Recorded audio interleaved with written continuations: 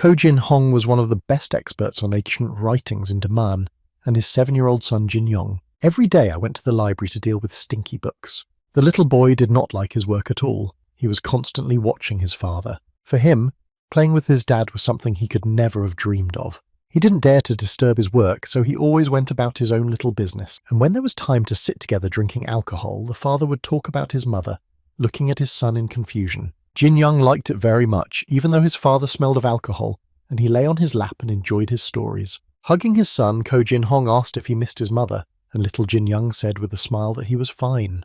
And all because he has such a wonderful father who hugged his son even harder in return. Jin-yong said that many children in the neighborhood lost their fathers during the great battles, so he was very happy to be with him. The next day someone knocked hard on the gate of their house, so Jin-young decided to check who was visiting. His Uncle Chon stood on the doorstep and greeted him and asked how his little nephew was doing. Uncle Jong asked if he had read the book, and Jin-young replied that of course he had, and he also kindly asked if his aunt was doing well. Uncle Jong rubbed his beard and thought about what he should say to a 7-year-old boy when he asks him such a question. Jin-young asked if in the old days they didn't marry at the age of 7. Uncle Chon caught his nephew scratching his head and said that he was a very funny kid, and he wished his son was a little bit like him. Time passed very quickly and a starry night fell outside. After setting the table and pouring a drink, Ko Jin-hong handed the mug to his brother. The conversation began with Ko Jin-hong asking if his brother really wanted him to decipher the ancient writings on the gold plates. Jong said that he was, because in fact there is no one more talented than him among all the scientists, and this is a great opportunity because the Emperor is very interested in it. Ko Jin-ho said that at the moment he has not yet finished researching the relics, which he has been doing for more than 10 years. Jong assured him that his friend had only 3 gold plates and that he could solve the case in a few Sundays. The study of antiquities is important, but for so many decades he has been wasting his time. Chon knows that he has run out of money and is in debt. Jong insisted on thinking about his son's future and asked him to forget about his relics for a while and start studying the gold plate. Under the pressure of his brother, Ko Jin-hyun finally agreed to take the job, while little Jin-young eavesdropped on their conversation.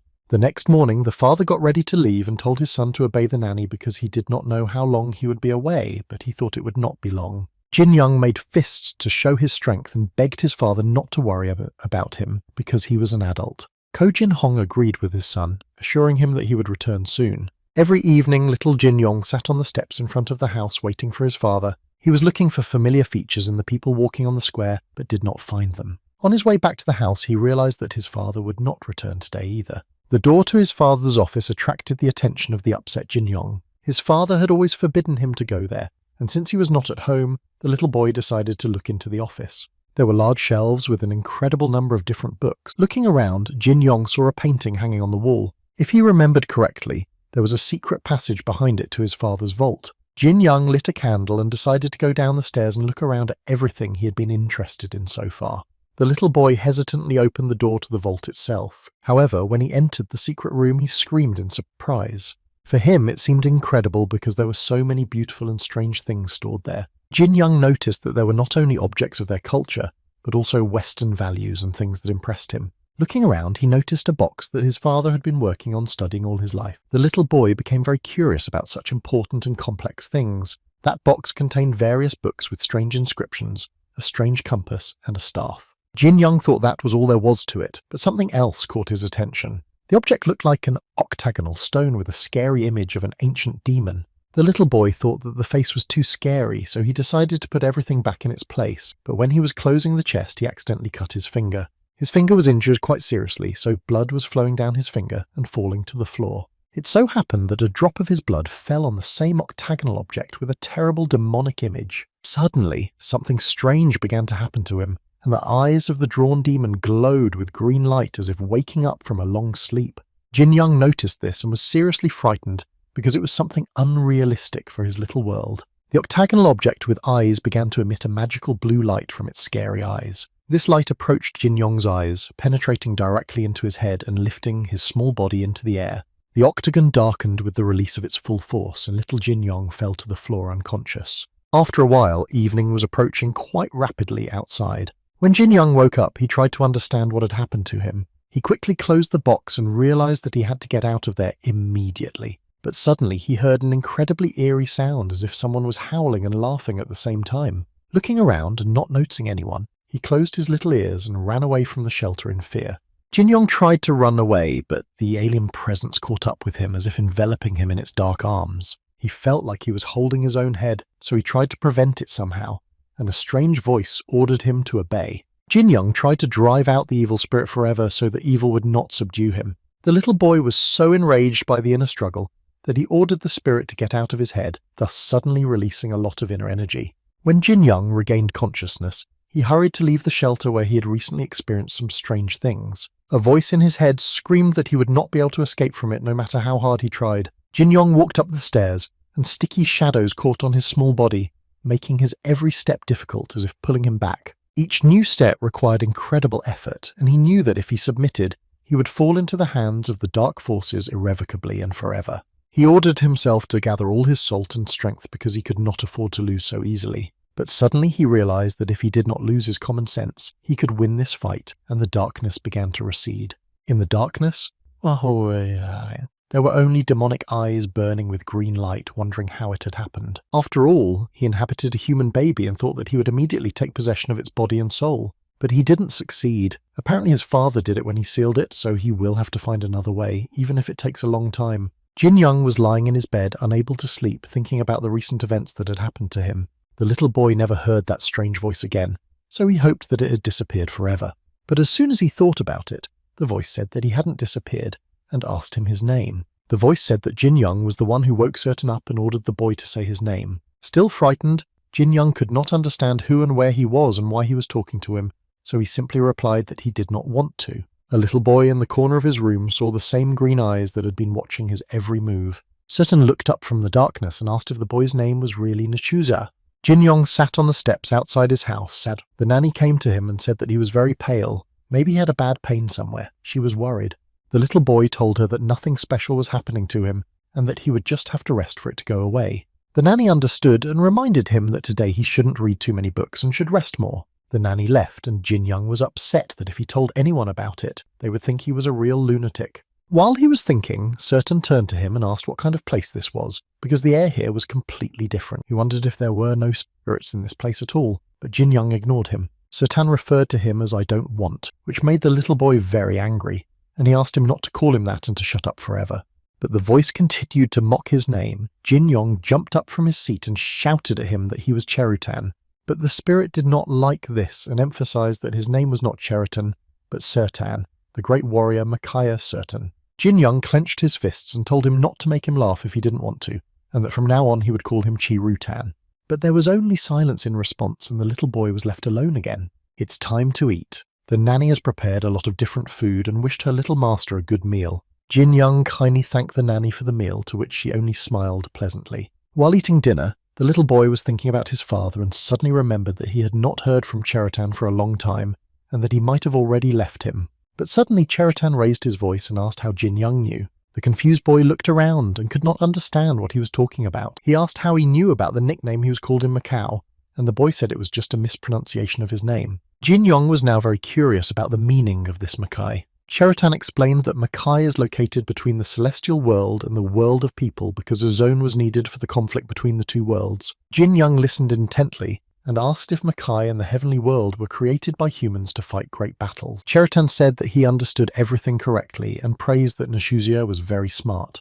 Jin Yong asked how he could believe Cheritan's words, and the boy reminded him that that was not his name, and he said that it was not his name either. But suddenly Jin Yong laughed out loud. Cheritan asked him why he was laughing so hard. He explained that if you write Cheritan in Chinese characters, it will make at least some sense. Cheritan asked what the meaning of his name was, and Jin Yong laughed even harder and said that Cheritan was a crying singer. Cheritan was silent for a while and then asked how I don't want to do that. Jin Yong didn't understand what he was getting at, but Cheritan was curious how he knew about his abilities, because he can control the mind of the enemy with his voice, making them fall into nightmares. But Jin Yong was not afraid of him, saying that he did not know why, so he went to bed and ordered Cheritan to sit quietly.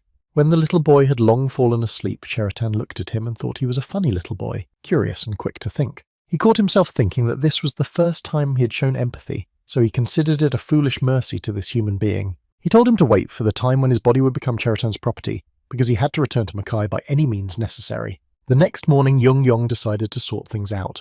He reflected on the fact that demons usually live for 5,000 years, and Cheritan lived for 1,000 years by human standards, from 50 years to 10 years. In this case, if his calculations are correct, Cheritan is 10 years old, which means that they are definitely friends of 1 year.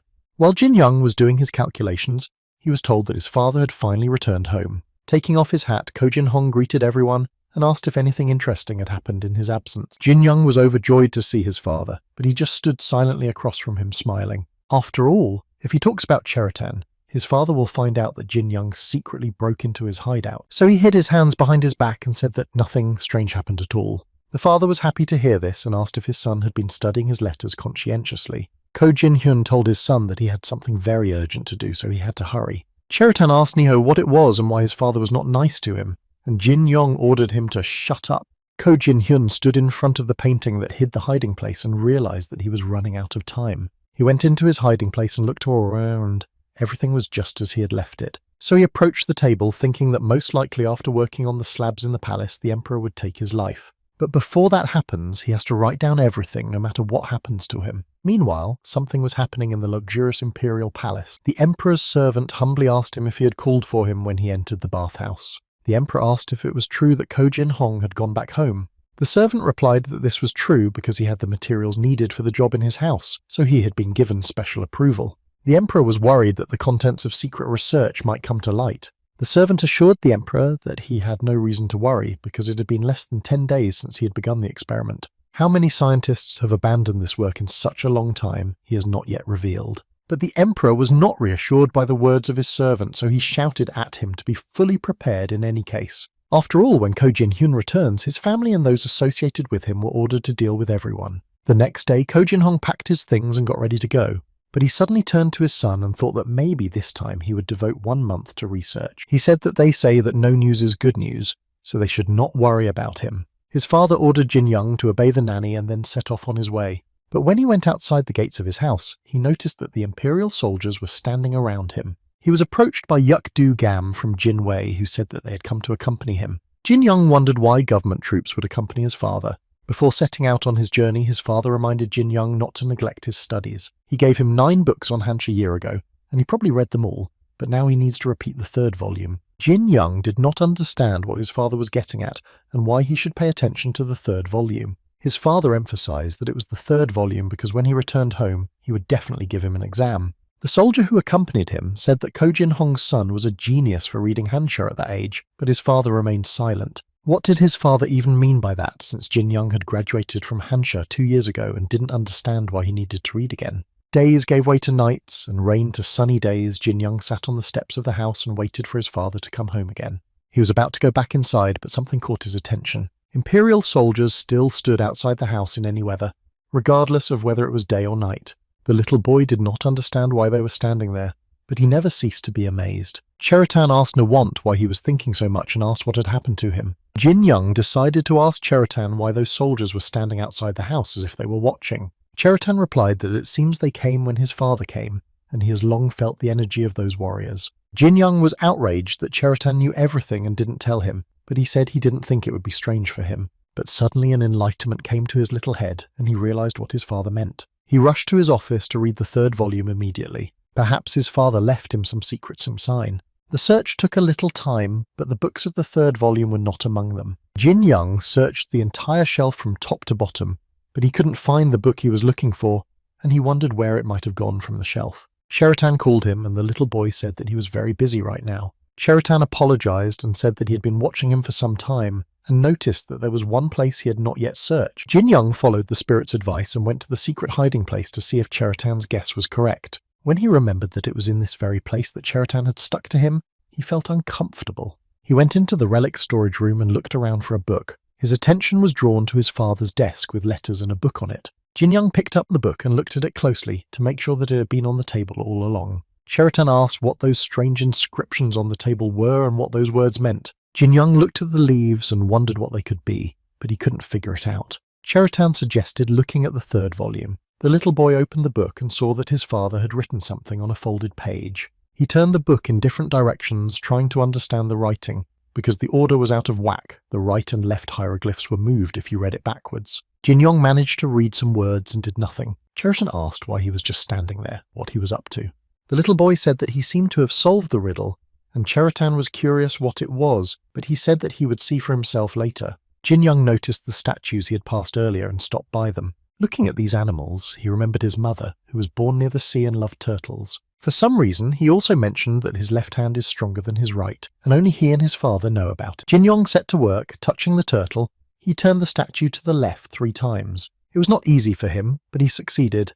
Another secret room opened up in front of him. Jin Young was very surprised because he didn't expect to open another room. He thought he would find some small storage, but it exceeded his expectations. On the walls of the secret room hung many records of his father's experiments, and on Jin Young's desk he noticed a whole stack of documents. The little boy picks up the documents to examine them and discovered that they were secret letters from his father to him. They say that it was a mistake to come to the Imperial Palace because they think it will take a long time to decipher the gold plate. But Jin Young was more impressed by the fact that his father wrote that he had solved them long ago. However, it will be very dangerous to transmit their content, and this cannot be allowed. Jin Young and Cheritan looked at the letters with some strange letters on them. Cheritan noticed that this was a rather interesting thing, but the spirit was unsure, but said that these were not letters but runes. The little boy wondered what those runes were, and the spirit told him that runes were somehow magical formulas. He also wondered what magic was, and Cheritan began to explain that magic uses mana to change the air and nature. It's quite possible to divide the sea into 2 parts by the magic and walk on the seabed without getting your feet wet. Magic can cause lightning to strike one place or, in some cases, a specific person. Magic can be used to fly in the sky on a broomstick. Magic is also the origin of various nature spirits, such as cute little fairies. Magic helps to turn into a rat or use magical spirits of nature as servants. Jin Young quickly realized that Cheritan knew how to use magic, so he asked him to teach him a little bit. Meanwhile, Uncle Jong was in a great hurry on his horse. He was thinking that he had to ride as fast as he could, because he had to save little Jin Young. According to the text, besides the moon where they live, there are many others, and the person who wrote it came from another world. It was Jenna the mage who tried to return to his world, but he failed. The heavens were jealous of his abilities, so the magician could not return. He spent the rest of his life away from people in a mountain cave. However, he thought it was all because of the curse of an object he had accidentally received. After all, the object was endowed with enormous power enough to change the magic Jenna created to return. It was essentially a demonic thing that could do great evil. In his letters, Ko Jin Hong addressed Jin Young because he would inherit his father's research. He should handle such things with the utmost care because it can endanger his life. Jin Young was upset because if he had known this before he touched the object, it would have been better. In any case, there was a magician from the other world who came here earlier, and Cheritan laughed and said that the magician could not return because of him. Jin Young mentioned those strange Noni letters, and Cheritan corrected him that they were not Noni but runes. The little boy recalled that Cheritan had once said that he had transferred people's language from his head to his own. Jin Young wanted the spirit to transfer these runes to his head, but he didn't like the idea. Of course, Cheritan could have done it, but he wondered why he needed to. Jin Young said that they are 2 minds in common, so they can't possibly know the same information for 2 people. The spirit said that he was a great warrior, Makai, and that he could not really do anything. The provocation worked, so Cheritan agreed to help but warned him that his head would hurt as if it were being torn into small pieces. It was just like Cheritan said. He said that did the little boy think that learning languages was so easy, it takes a lot of time and effort to fully understand. But while he was saying all this, Jin Young was able to read everything that was written on the paper. Cheritan thought that this kid was really no ordinary child. Jin Young leaned over the notes and said that he had memorized all the words on the wall. The little boy also asked the spirit to teach him magic. Cheritan exhaled and said that he had already told him that this was unrealistic because it was forbidden by law in Macau. Without losing hope, Jin Young asked if the spirit could teach him at least some basic magic, since they were not Makai now. Cheritan agreed to teach the little boy, and he jumped for joy. However, Cheritan warned that he was not familiar with human magic. Jin Young said that he was a powerful warrior, so what could he do?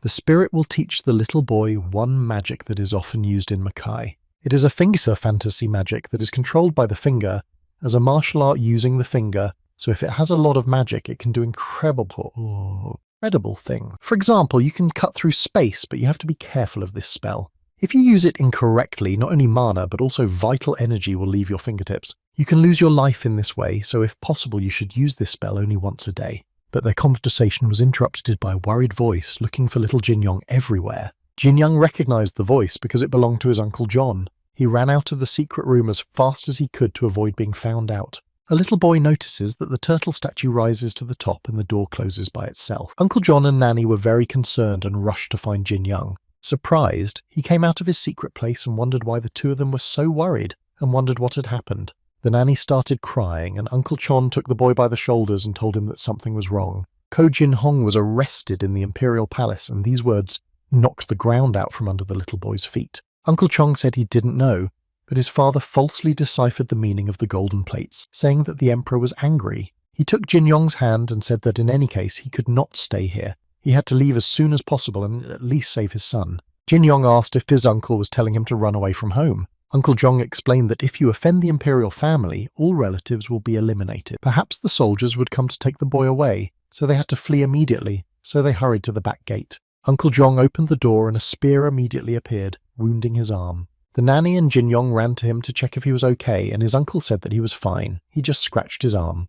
Yukdu-gam said that no one would be able to leave this house. Uncle Jong realized that things were very bad. Jin Young was furious and shouted at the soldiers how they dared to injure his Uncle Jong. Because of the recent events and news, his nerves were on edge, and Jin Young put his finger forward and prepared to cast the spell. But he was interrupted by his Uncle Jong, who addressed Yukdu-gam. Holding his wound, he said that he was a candidate for the cabinet of ministers of Jong-sang-hyun, and they dared to wound him. Almost shouting, he asked if they really thought they would not be punished for this. Yukdu-gam's face changed, as did his soldiers, and he began to make excuses that they did not mean to hurt him on purpose. Jong-sang-hyun came here today because this is his friend's house. He ordered the head of the guard to immediately retreat and let them go, but Yukdu-gam said that he could not fulfill his order but because he was from Jinwei. Therefore, he follows the orders of the imperial family. Even if Jong is from the cabinet, he has no right to order him to retreat. Uncle Chong said that there was no one else here except the little boy and his nanny, so there was no one else to take from this house. Yukdu-gam replied seriously that he had received an order to arrest the criminal's son, Ko Jin Hong. Uncle Jong was outraged by the emperor's order because the little boy was not even 8 years old. No matter how cruel this world is, can they really take an 8-year-old child and execute him? Yukdu-gam explained that he was only authorized to carry out the orders of the imperial family. He warned that if he tried to interfere with this process, they would have no choice but to arrest him as well. Jin Young, watching their dialogue, interjected himself into the conversation, turning to Uncle Jong and asking him not to worry. He would obediently follow the head of the guard. He was quite sure that those people would not be able to do anything to him. Jin Yong asked if he should know why they were taking him away, and if they should let him meet his father. Yukdu-gam admired the little boy's courage and agreed to his terms, saying that his father was in prison under his supervision. But his expression changed abruptly to a serious one, and he warned Jin Young that he would only allow them to meet once. Uncle Chong leaned over to his nephew and said that whatever the situation, it was very serious and dangerous. Jin Young replied that although he was young, he was the first son of the house. A father would not want his son to run away either, so don't worry, nothing bad will happen to him. Yukdu-gam said that the criminal's guilt has not yet been proven, so we need to wait a little bit, but it's still a better option than being on the run all your life. Nevertheless, Jin Yong went to Jinwei prison where his father was imprisoned. The little boy obediently followed Yukdu-gam and thought about what he was doing. More than half of the people who come here are left without life, and even if someone survives, they lose their minds, so this place is called Hell on Earth. Yukdu-gam opened the door to one of the cells for him and told him that his father was inside. Jin Young ran inside with tears in his eyes and stopped halfway through, his eyes bawling. His father hung with his head down, shackled to the prison wall. Jin Young shouted for his father to wake up, and when the father opened his eyes, he was very surprised because he did not expect to see his son here. Jin Young was happy that his father was okay and wanted to run up and hug him, but the head of the guard ordered him not to come close to him. Ko Jin Hong was worried about his son, so he said that children had no place here. Jin Young burst into tears because he missed his father so much, and then Jinwei's soldiers came and told him that his father was a criminal. Ko Jin Hong was angry with the head of the guard, asking why they took his son away since he was not guilty of anything. Yukdu-gam explained that he was following orders, but as he knew if he offended the imperial family, all relatives would be killed along with the offender. Ko Jin Hong understood everything and asked him not to transfer his guilt to his young son. Little Jin Young couldn't take the strain either and burst into tears. Yukdu-gam sighed and told Ko Jin Hong that he would come to see him a little later. The head of the guard guided the sobbing Jin Young to the exit of the cell to the begging cries of his father. Ko Jin Hong asked to be killed, not his son. From the darkness, the emperor's voice was heard saying that if he pardoned his son, would he do the job properly. With tears in his eyes, Ko Jin Hong begged the emperor to at least leave his son alone. The emperor warned him to obey his orders if he promised not to cheat and how to conduct the experiment. In this case, the emperor would not take his little life. Ko Jin Hong had already deceived the emperor once, and this was his insurance policy just in case. The emperor informed him that he was sending his son into exile until the experiment was completed, to a special place of confinement on the distant island of Cheonggandan. This isolated island in Shannon province is said to be difficult for prisoners to escape. But don't worry, the people on that island are very nice and friendly. Cheritan turned to Ney want that this place is much more dangerous than he thought. While analysing the documents, Yuk Dugam called his superiors idiots because what did they want by sending a small child into exile? One of the soldiers asked if the boy was too young to be sent here as a toy. Yuk Dugam ordered him to shut up and put Jin Young in the same room as Old Man Guyang. The soldiers accompanied the little boy strictly by order of the head of the guard. On the way, Jin Young saw prisoners who were constantly doing something, carrying cargo or carrying tools under constant supervision by soldiers. The prisoners looked at the child and said to each other that the world had come to an end since they were already sending children away. Jin Young was brought to the main square by the collar as if he were a kitten and introduced as a new prisoner. The boy's name was Ko Jin Yong, who is currently 8 years old. He was still a young man, so he would run small errands until he turned 10. A large, hairy man scratched his beard and said that they should definitely take care of the kid. Another prisoner pushed him, joking about what Volokatik would do if the child was afraid of him and started to be capricious. Volokatik laughed and said that in that case he would strip him naked. Jin Young and Cheritan simultaneously thought that there was not a single sane person on this island. Jin Young was still hanging in the air in front of the crowd of prisoners who looked at him as if he were a new toy while he thought about his father. He was going to have a hard time in the new place, and now, like everyone else, he was sleeping on the cold floor instead of a warm bed. Suddenly, waking up, he realised that he had lost consciousness immediately after entering the dungeon. Cheritan wondered what they were going to do now, and Jin Young said that he needed to be patient for a few days and think about it. But he was pushed out of his thoughts by a sudden shout that he had to get up. When breakfast time came, the cook poured food from a common cauldron for everyone in turn. Jin Young stood next to Harry, who threw his arm around his shoulder. Volohatik squeezed the little boy between the other prisoners in the line. He leaned over his ear and told him that if he ate breakfast, he would be able to work, and if he couldn't work, someone else would have to do his job. The prisoners who remained in line behind them were outraged by this insolence. Volohatik shouted to them not to stare, but to be patient for today, because this is the first and last indulgence for this child. Jin Young looked down at him and assured him that he was fine, so he didn't have to do that. Volohatik became serious, saying that he was not doing this out of mercy, so he should shut his mouth a little bit. Jin Young understood, but when he received his portion, he could not contain his emotions because it was disgusting to look at, let alone eat. Harry noticed that Jin Young was standing in line for too long, so he moved him aside because he was preventing other prisoners from getting their portion. Jin Young stared at the plate and still didn't dare to try even a spoonful. Meanwhile, Volokatik was finishing his portion of the food he liked, and he said that if the kid was not going to eat, he should give the plate to someone else. There are many people who don't even eat, and the prisoners sat on the stones and ate their food. Harry said that if such a little asshole got here, it meant that his family had committed some kind of grave betrayal. But Jin Young hardly listened to him, thinking that even though his family was not particularly rich, they never allowed themselves to eat such scrap. However, he realised that he was no longer at home, and Volokatik's words were hitting his little heart directly. Gathering his will into a fist, Jin Young told Harry that he could eat every last spoonful. He decided for himself that he would endure all the trials until he got out of this terrible place. He would eat anything to survive, so he began to devour everything on the plate with great motivation. On the same day, he had a lot of work to do. Everyone needed him, and he was ordered to serve or bring something to everyone. If he sat down for a minute or looked at something he was interested in, they would immediately yell at him for being idle. By lunchtime, he was already falling down from exhaustion, and some prisoners even thought he was deliberately pretending to faint. But Jin Young was a strong spirit, so he found the strength to get up and work again. The boy was often reprimanded and physically abused if he did something differently than a particular prisoner wanted. His little hands were covered with calluses and wounds that did not have time to heal. At night, he often cried because it was difficult for a young child to withstand such a lot of work and to endure forced separation from his family.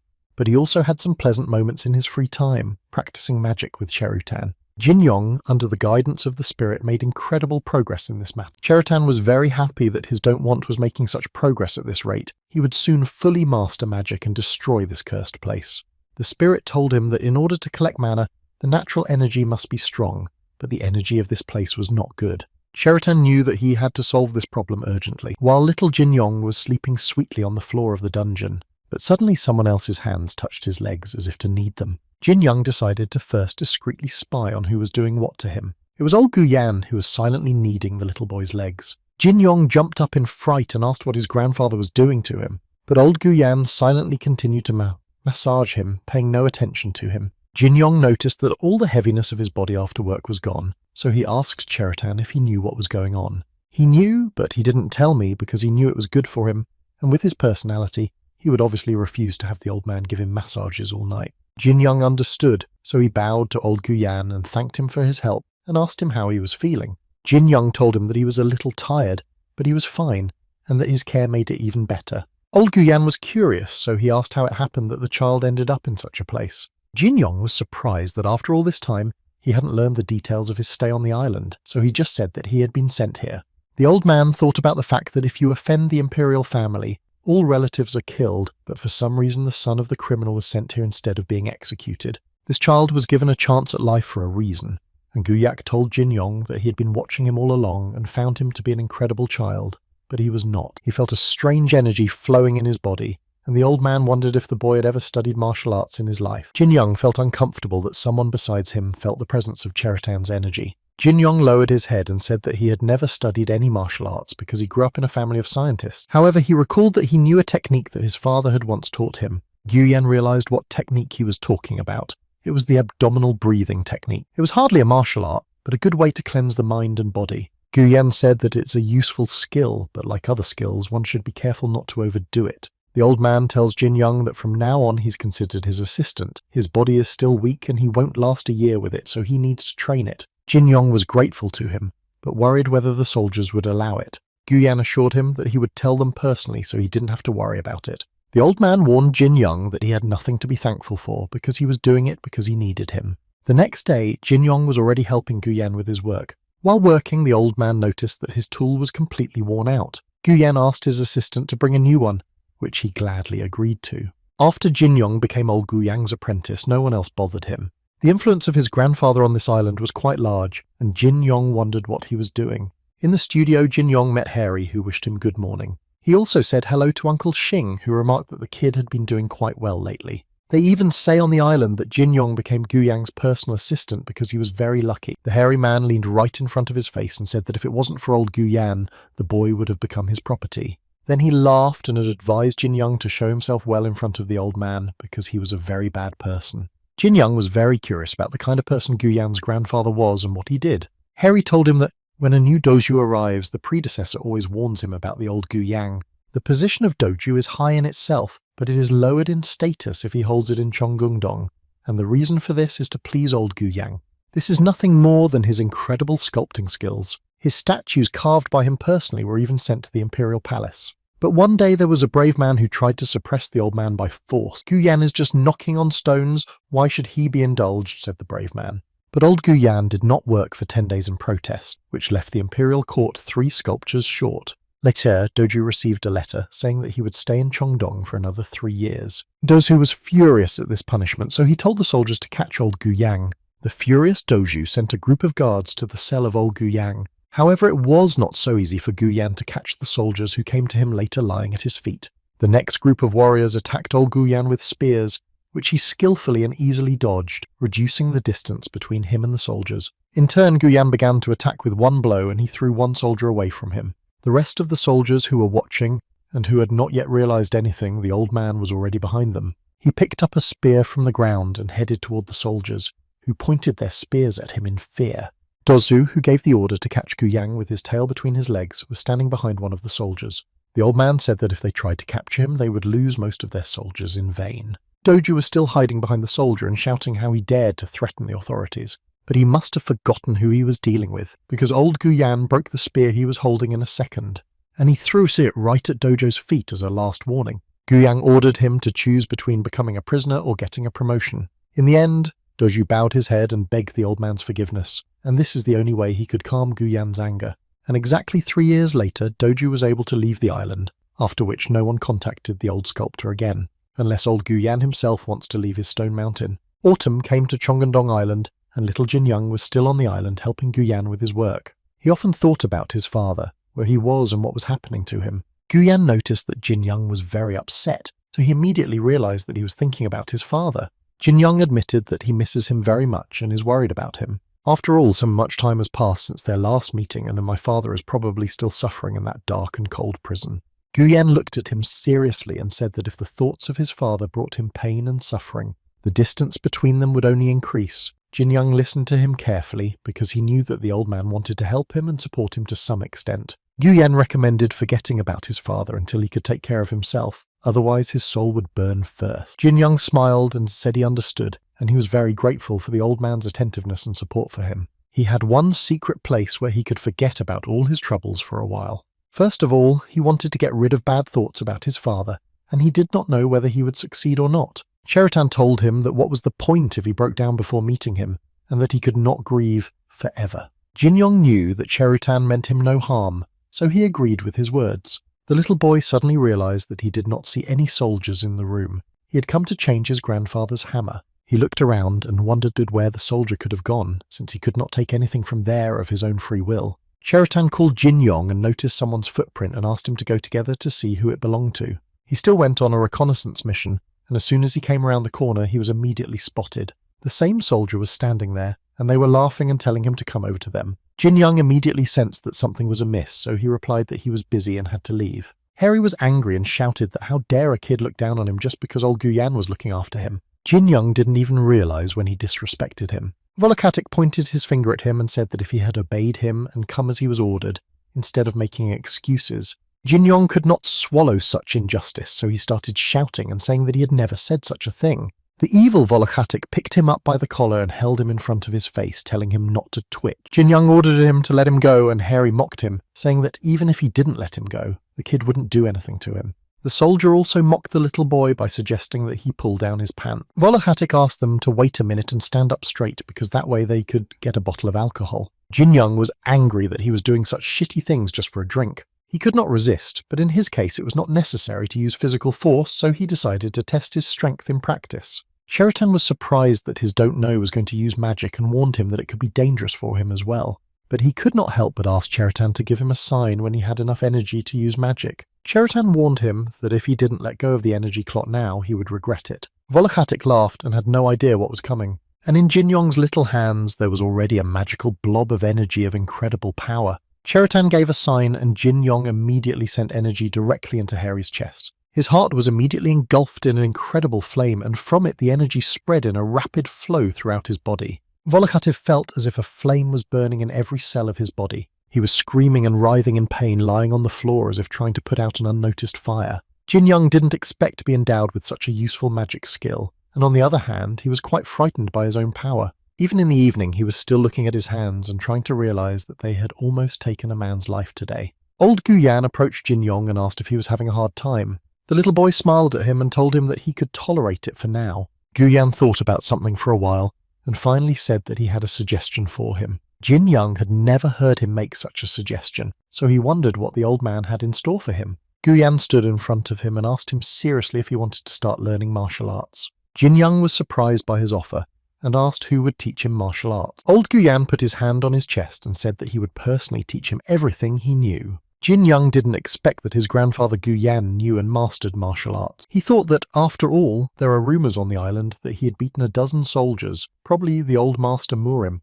Guyan explained that he didn't need to consider him his mentor, he would just teach him. Jin Young asked if the old man wanted to teach him martial arts because he was worried about him. He thought about the fact that his grandfather's offer was attractive, but why he was doing so much for him was not like a normal act of kindness to a child. Jin Young was very curious about the reason why he was so loyal. Guyan emphasized that in return he would be obliged to do one thing, and he warned the boy that it would not be easy. First, Jin Young has to get off this island, which is not an easy task.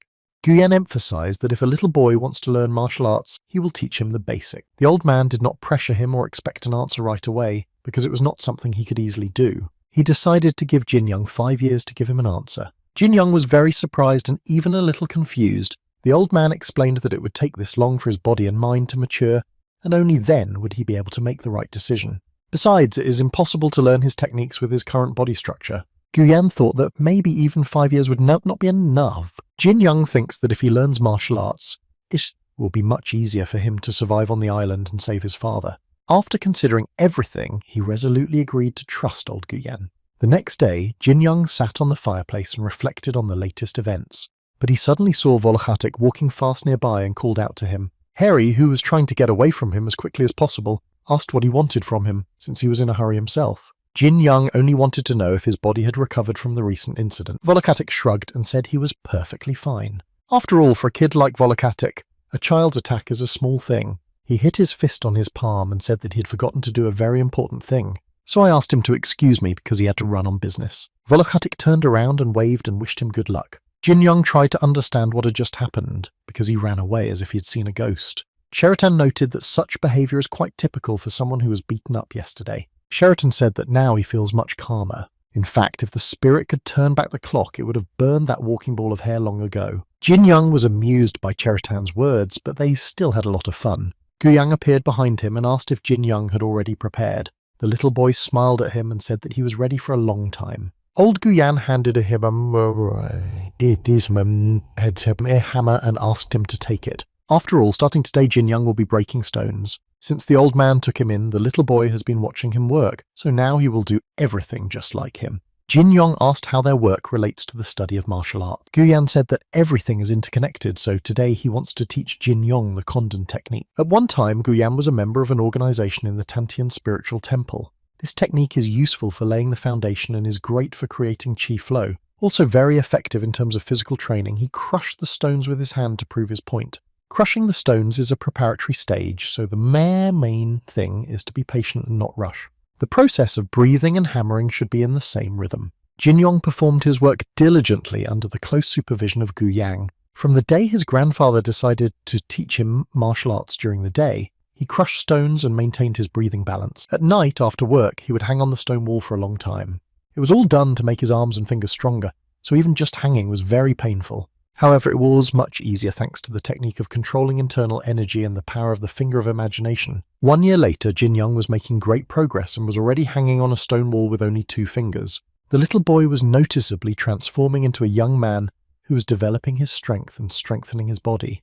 Guyan was constantly watching him, wondering if his body had developed enough, because there might be problems with the transition to the second stage. Jin Young noticed that the old man was thinking for a long time, so he decided to ask if something was wrong. Guyan told him that he was fine, but that he could use a break after a hard workout. Jin Young bowed humbly and thanked him for his training.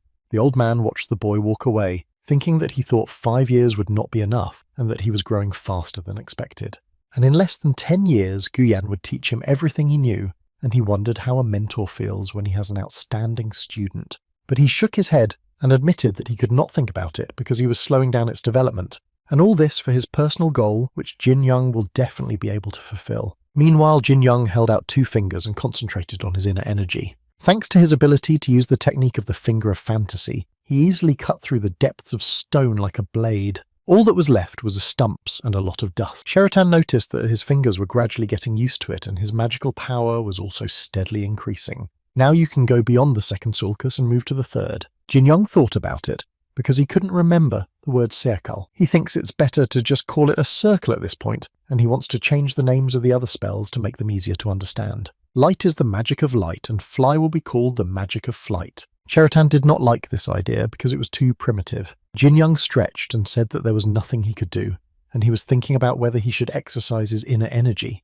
He chose a suitable boulder and sat on it in a meditative position. From the flow of his inner energy, his blade rose up and light surrounded his body. Suddenly, the energy around him changed to dark and malicious. Jin Young was scared at first, but quickly pulled himself together. First, he had to stop the chi energy. Sheraton asked what happened to him. Jin Young explained that he had just experienced a large amount of incredible energy in his body, and he asked if Sheraton knew what it was. Sheraton explained that most likely the power of the magical stone artifact and the energy of the seal are mixed together. Jin Young was very surprised by this explanation because he had no idea what was going on inside him. The energies have been mixing in his body for quite some time now, so Jin Young was angry with Sheraton because he should have told him about it earlier. He understood why the speed of his development increased, and grew thanks to the magic stone. Sheraton asked if he thought he was a genius among geniuses. Jin Young only now realized why he was growing faster even in spite of the island's stingy energy. They were replacing the insufficient energy. Sheraton admitted that when they arrived on the island, he thought that his limit would be the 4th lap. Taking all these factors into account, it is now possible to develop even further. Jin Young felt his inner strength, so he became very curious about how far he could go. Old Guyan practiced with his student and watched him unobtrusively. He noted that it had been just over 2 years, but his abilities were equivalent to 30 years of practice. Guyan hesitated whether he should teach this child the last volume of Tian Tang, because from the beginning he was not supposed to enter the outside world. In particular, the last volume must be kept in the strictest confidence. However, shouldn't he at least pass it on to someone, for example, a child with such outstanding abilities? After finishing his meditation, Jin-young approached Gu-yang and asked him if he had been waiting for him for a long time this time. Gu-yan replied that everything was fine and noticed that the boy's internal energy was growing like a weed. Jin-young was pleased with his teacher's praise, so he said that it was all thanks to him. Gu-yan was impressed by the boy's sincerity, so he decided to give him the last volume of the Tiantang. Gu-yan explained that it can be said to be the main one of the 3 great martial arts. Jin-young will be able to release his inner energy outward by moving it at will. If we talk about this whole process in simple terms, it is the management of chi energy. In the future, Gu-yan will definitely teach Jin-young this. Jin-young was sitting under a tree thinking about something personal. He drew on the sand ancient writings that his father studied at the request of the imperial court. Jin-young explained to Cheritan that he understood their hidden meaning a little bit. One of them meant a spell, and not just any spell, but a martial arts spell. The exact name is unknown in that world, but if you translate it into their language, you will get the absorption of the energy of heaven and earth to control the soul. Absorbing the power of heaven and earth is the magic of soul control. The second plate says that the received magical power can be released. Cheritan noticed that it was necessary to use this great demonic ability properly. Jin-young was not at all concerned about power and anger, but about the fact that people who wanted to get it would not let his father leave. Cheritan recommended that he learn the martial art himself, and that there was no one else on Earth more suitable for it. Jin-young looked at the spirit skeptically and asked if it really wanted him to become a demon. Cheritan said that was not what he meant, because if he took possession of it, he would be able to properly understand the power of the stone and the magic of the seal. Besides, his strength is not enough to gather energy to release magic. If he learns, he will be able to use the lightning strike technique later. Jin-young asked if he could really use a lightning strike, and Cheritan realized too late that he had said too much. In any case, with his current skills, nothing will work out, because his heart will fail and burn. Jin-young was not afraid of his warnings, so he decided to improve his abilities and asked for 3 years to do so. After a while, Jin-young worked on the statue and asked old Gu-yan interesting questions. For example, about the energy of spirit and earth, because Cheritan divided the spell into 3 parts. The heaven and earth technique of absorbing energy and controlling the soul and talking about martial art magic is not a good idea. Gu-yan thought about it and said that although he had not told him much, it was a very beautiful martial art. Gu-yan suspects that there is a great power in him, and he became very curious about it. The old man reminded Jin-young that he should be very careful in these matters. Jin-young asked if he would learn his technique and another one, whether everything would be fine. The reason why Tian-tan is called one of the most important and powerful martial arts is not only because of the depth of its effect on qi, it easily harmonizes with the rest of the martial arts. For laying the foundations, it is better than the other 2. Even if the source of the force is weak, it is one of the 3 great combat techniques. Jin-young was delighted with old Gu-yan's story, as it meant that he could study them all at the same time. Gu-yan emphasized that the heaven and earth technique is a wonderful martial art, so it is important for Jin-young to study it conscientiously. Gu-yan told his student that he had to leave because he had some business to attend to in doju, so he asked him to finish the final touches. Jin-young reflected that he was very happy to be able to use them at the same time, and now he had to practice a lot. At dawn, absorb yin energy. During the day, yang energy, and before going to bed, practice Tian-tan. Then he will be able to create a cycle of 2 energies. But first, he had to finish his work, because 3 days of hard work can go down the drain, so he had to be careful. Jin-young noticed that a rather friendly Harry was approaching him. He asked him what he was doing, and Jin-young said without turning his head that he needed to finish working on the statue today. Harry thought that he used to be the second person on this island, and old Gu-yan was the first, but he was not interested in being the head of the island, so Harry behaved as the head of all the prisoners. It gave him some privileges because he was eating better than everyone else. Also, Volokhatik could choose only the job that was the easiest. However, everything changed the moment Jin-young appeared. His strength grew day by day, and he became a favorite of old Gu-yan.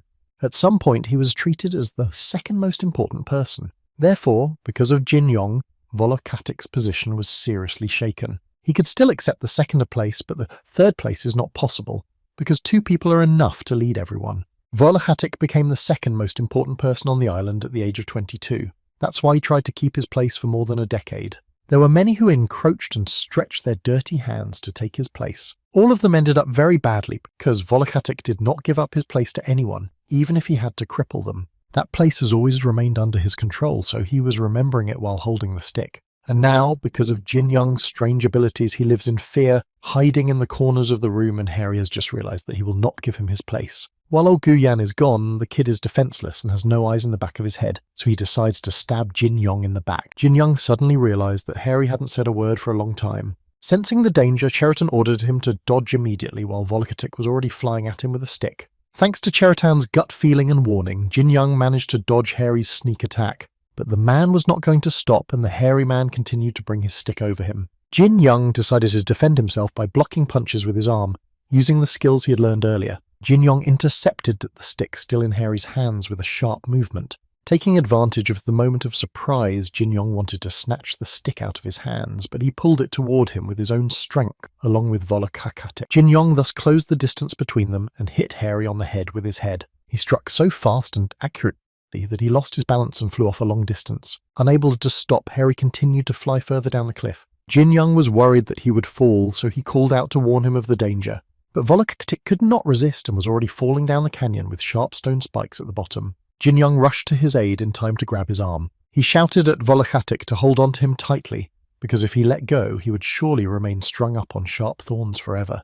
The hairy man held Jin Young's hand and looked down the canyon. Then, with tears in his eyes, he begged to be rescued from this pit. Cheritan asked Jin Young why he should save this monster if he could just let go of his hand and the problem would be solved by itself. No one would even know about it, but on the other side were spectators who watched what was happening between them. If Jin Young lets go of his hand, people might think that he deliberately destroyed him as his rival. For the young man, it was important to avoid accusations that he could have left someone without a life. Jin Young told Harry to hold on tight because he was going to pull him up. Shaggy successfully ended up on the ground, and Jin Young warned him that if he was up to something again, he wouldn't let it go. With tears in his eyes and incredible relief, Volakotic promised that he would never do that again. Jin Young analysed the situation while stretching his shoulder, and came to the conclusion that it was his own fault that he was attacked today.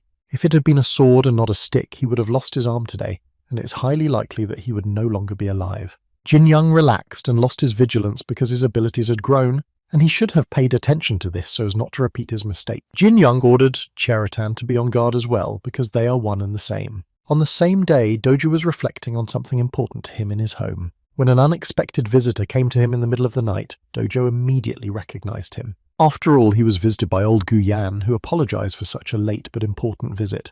Dojo immediately asked what the purpose of the old sculptor's visit to him was. Old Guyan dryly replied that he had a personal request for Yadam. The next day, the work on the island was very difficult because the sun was burning mercilessly. The watchman announced that it was time for lunch, and after the break, everyone had to get back to work. The prisoners didn't even notice that it was time to eat because of the heat, so they quickly wiped their sweaty faces and left work. Jin Young thought about the 6 years that had passed since his conversation with old Guyang. Many things happened during this time. For example, Volakotic treated Jin Young with respect and courtesy after the incident. Harry asked him if he was going down for lunch, and Jin Young said with the same courtesy that he would join them later. The biggest change on the island was the establishment of a relationship with Uncle Volakotic, because on the day he attacked the young man, Guyan called him to his place. Harry realized what was coming for him, so he began to apologize and swore that he would not do it again, so Guyang ordered him to treat Jin Young as his boss. After all, the young man had saved him. Even though Volakotic had attempted to kill him, shouldn't he repay him for such kindness? Harry realized that Guyang was right, so he obeyed his order and became Jin Yong's assistant. The sun continued to burn mercilessly. Jin Yong wanted to take a break somewhere.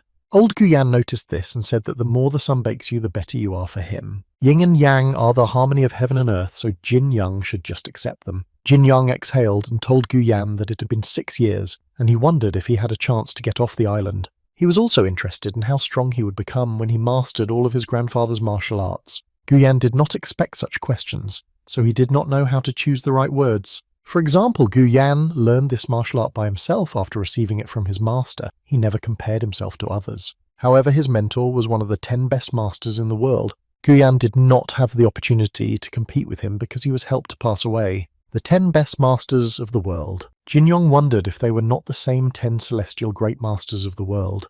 A martial art is compared to a dozen heavenly swords. If someone heard this, they would laugh a lot. Over the past 6 years of training, he realized that his grandfather Guyan's martial art was no joke. Jin Yong decided to study with Guyang and fulfill his request. Guyang seemed a little happier at Jin Yong's words, but he will tell the details tonight. After a hot day, night fell, and Guyang and Jin Yong stood on top of a cliff illuminated by the moonlight. Guyang kept his word, telling the young man that he would first name him Shinsubekta.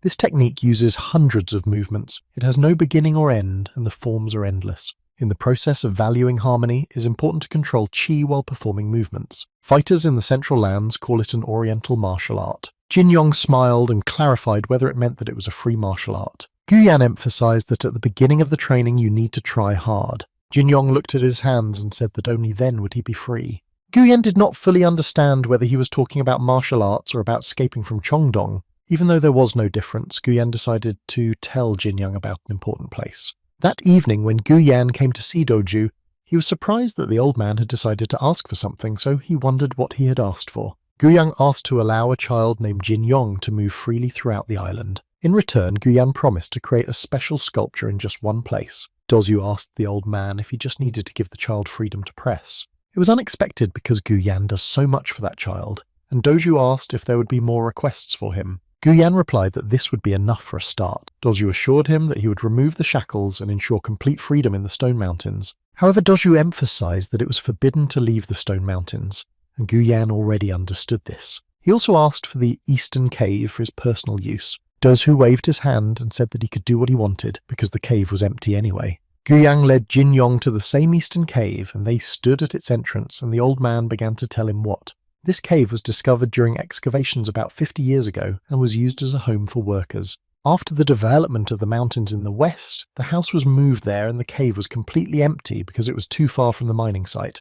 But this is not a completely useless cave as it seems at first glance. There is one hidden place in the cave that only old Gu Yan knows about, a place that saved him when he was on the verge of death. Gu Yan said that this is the secret of the Thermal Waterfall Cave. The old man once decided to name this waterfall Helyang Cheon, saying that he would be grateful to him, and soon Jin Yong would understand why. From that day on, Gu Yan trained Jin Yong every day in different weather conditions. After training, Jin Yong would let his body rest in a thermal waterfall. Between training sessions, they also made sculptures of incredible beauty and power. At night, Jin Yong and Cheritan would strengthen and improve their magical abilities. When winter came, martial arts classes on the island continued without stopping for a day. Jin Yong made incredible progress thanks to Gu Yan's advice and clear guidance. His movements became faster and his body stronger, and the mana he had accumulated was enough to destroy the island to the ground. On the way to the cell, Gu Yan realized that it was time to finish his studies. Jin Yong noticed that old Gu Yan was thinking about something sadly, so he asked him if he was okay.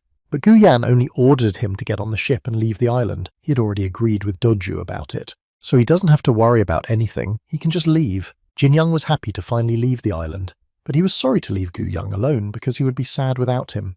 The old man laughed at his words and said that as soon as he saw him off, he planned to make a special sculpture. All the more reason for someone to look after Volok Akhatik, and there would be no sadness under such circumstances when Jin Yong was now laughing with old Gu Yang. But the joking ended when Jin Yong asked with a serious face if his grandfather would finally tell him what was important. Gu Yan asked the young man to come closer and spoke his request in his ear.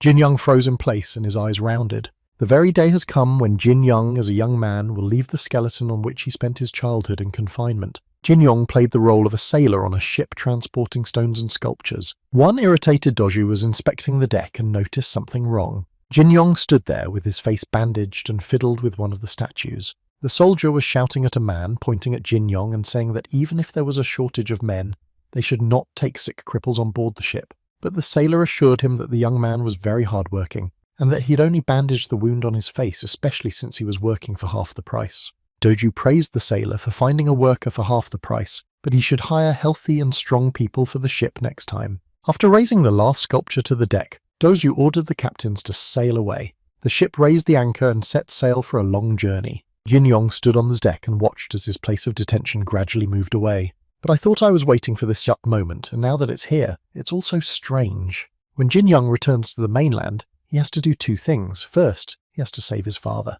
Looking at the horizon, something caught Jin Yong's attention. He noticed old Gu Yan standing on the edge of a rocky mountain, silently watching the ship with his best student disappear over the horizon. He recalled the day when he admitted that his real name was Guyan Mubek, and even Doju did not know him because he was listed as old Gu Yang in the Chongdong lists. Jin Yong was shocked by the news and asked how the old man could hide his real name for so long. Gu Yan lowered his head and explained that if his name was heard somewhere outside, then everyone who has a name even slightly similar to his will lose their lives. Jin Yong asked how this was possible, and Gu Yan explained that there was one person who was quite capable of such an act. Guyang put his hand on his shoulder and said that when Jin Yong got off the island, he needed to leave a man named Guyan Mugen, his brother's brother, alive. Jin Yong asked if he was the same Guyan Mugen of the 10 Heavenly Masters. When he heard the name Guyan Mugen among the Celestials, for some reason he immediately thought of his grandfather. He did not even realize that they were so closely related. Jin Young did not understand why the old man was asking him to destroy his blood relative.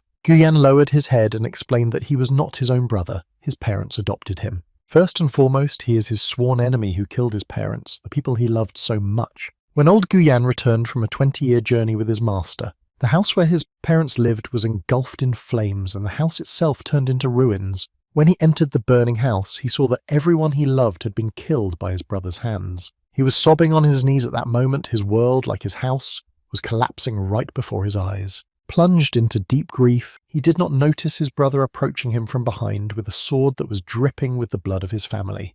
He came to only when his brother was dragging his bloody body somewhere among the large stones. Even in his fading consciousness, he could not ask the same question as to why he had done such a mean thing to his foster family, who had raised him for 30 years. The brother, as if reading his thoughts, dryly said that he did it to pay off his debts and get back what was rightfully his, and then he threw him down the cliff. For so many years, the old man has not been able to figure out what kind of debt it was. Guyan was very lucky to be washed up on this island, but his body was irreparably damaged, so he had to give up revenge. So he left everything behind and started a new life until he met a little boy named Jin Young. His inner strength and abilities grew even in this barren environment. As soon as Guyang saw his potential, he didn't think twice about asking Jin Young to avenge him. However, he could not force him to do so, so he asked him after he had executed his will whether he would be able to fulfill his request afterwards. When Jin Young and Cheriton finished thinking, they looked out at the sea and noticed that the day was cloudy and that there was nothing visible in the sea. Jin Young told Cheriton that thanks to his grandfather Guyan,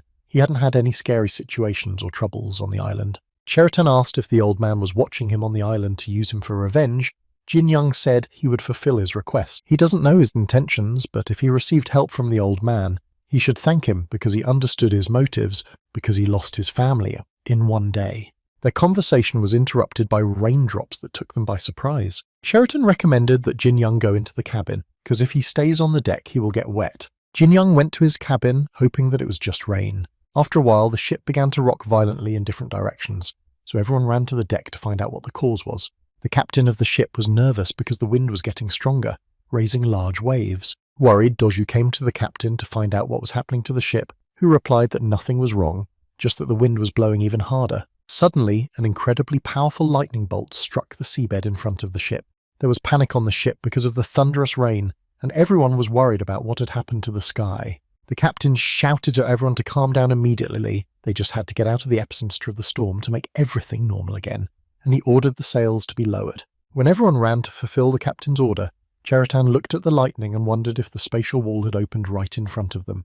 The ship, which was struggling with the storm waves, was surrounded and picked up by a huge water wall. Unable to cope with the elements, the ship spun in the sea waves and everyone on board ended up in the water with their belongings. Jin Young wasted no time in trying to swim out of the water and to the surface. Because of his inner strength and endurance, he quickly succeeded. Amid the waves, Jin Young tried to see what had happened and whether anyone else had gotten out of the water. He saw only a completely destroyed ship and people who would remain on the seabed forever. Cheriton saw and warned Jin Young that a new wave was coming, so he should immediately use some magic. Jin Young used a flight spell without thinking twice and jumped over the wave with ease. Cheriton noticed that Jin Young was able to use the flight spell in practice, but because of the strong wind, he had difficulty keeping his balance. The gale force winds and rain were so strong that they greatly hindered his chances of being rescued. Jin Young realized that even with the flight technique, it was impossible to get out of this trap. Cheriton gave Jin Young the idea of calling on a spirit for help. Jin Young was starting to get angry. Where in the middle of the sea could there be a spirit that would come to their aid? He must be mocking him because he already has trouble using magic. Cheriton was not joking with him because when the lightning struck, he felt that the spatial gate had opened. Jin Young remembered his words, but only as they related to the call of the spirit. But Cheriton explained that he felt several entities in the spatial cracks. Two different worlds that should never have met, but due to a thunderstorm, a weak connection appeared. Therefore, he cannot say for sure who the entities of the second world are that he felt near the lumen of the expanded dimension, but there are spirits among them that can be useful to them. Jin Young asked if he was really telling him to call the spirits who had gathered at the border of the two worlds. Jin Young realized that he could not throw away the rest of his energy, so he was worried that he would not summon a spirit but someone else. It was very dangerous to do it in such a place, and if someone as unselfish as Cheritan gets caught, they will definitely stay in this place forever. Cheritan squinted and said that everything would be fine because there was no evil energy coming from there, but he heard what Jin Young had just said about him. Although now is not the time to settle the relationship, Cheritan ordered him to get ready and call at least someone. There is no other way out, so there is nothing left to do but try. Cheritan suggested to Jin Young that the element of air was likely to be involved, so he should summon the spirit of air and let him take care of the details. Jin Young recited a spell to call upon the spirit of Mother Nature's wind-controlling winds to enter into a soul contract with him. Having done everything according to the rules, nothing happened, and Jin Young remained in the middle of the sea with his hand outstretched. Jin Young was angry with Cheritan because he had wasted his energy listening to him. Suddenly, a strange creature appeared in front of his face and asked him where he was. Cheritan and Jin Young were no longer expecting anyone to show up, so they could only stare at her. The fairy asked Jin Young if he was the one who wanted to sign a contract with her. Jin Young opened his mouth in surprise and couldn't say a word, and she urged Jin Young to answer quickly because she had too little time. The fairy crossed her arms over her chest and asked not to make her repeat the same thing twice. The wind was getting stronger, so there was less and less time to think, especially since the fairy had just passed through the spatial gate and was very tired. Jin Young noticed that he was experiencing very strange sensations inside him, similar to those he felt with Cheritan. But now is not the time for that, Jin Young asked her once she was the wind spirit if she would sign a contract with him. The fairy smiled and said that she noticed that he had a lot of mana, so he was perfect for her. In this case he, Ko Jin Young, concludes a contract of the soul with the spirit of the wind by swearing an oath before God. Owner Selfina admits that she has a soul contract with Ko Jin Young. Now Selfina would like to rest because she is so tired. She wondered what kind of place it was and regretted going up to the barrier to see it. Jin Young asked Cheritan if all spirits were like her, but he didn't know, so he assumed that she was not yet mature. Jin Young took hold of his head and said that he had enough of one idiot and now there was another one. Cheritan reminded them that this was not their problem at all, because the storm had not gone away, and in fact it was getting worse as it moved toward them. If this continues, they will not get out of there until it is too late, so we need to break through somehow. Selfina decided to get rid of it right now. With a wave of his magical and fragile hand, the waves that were coming at them turned into the sea surface. Jin Young and Cheritan were pleasantly surprised by her skills and how easily she solved the problem. But after a while, Jin Young regretted it, because Selfina had lost all wind,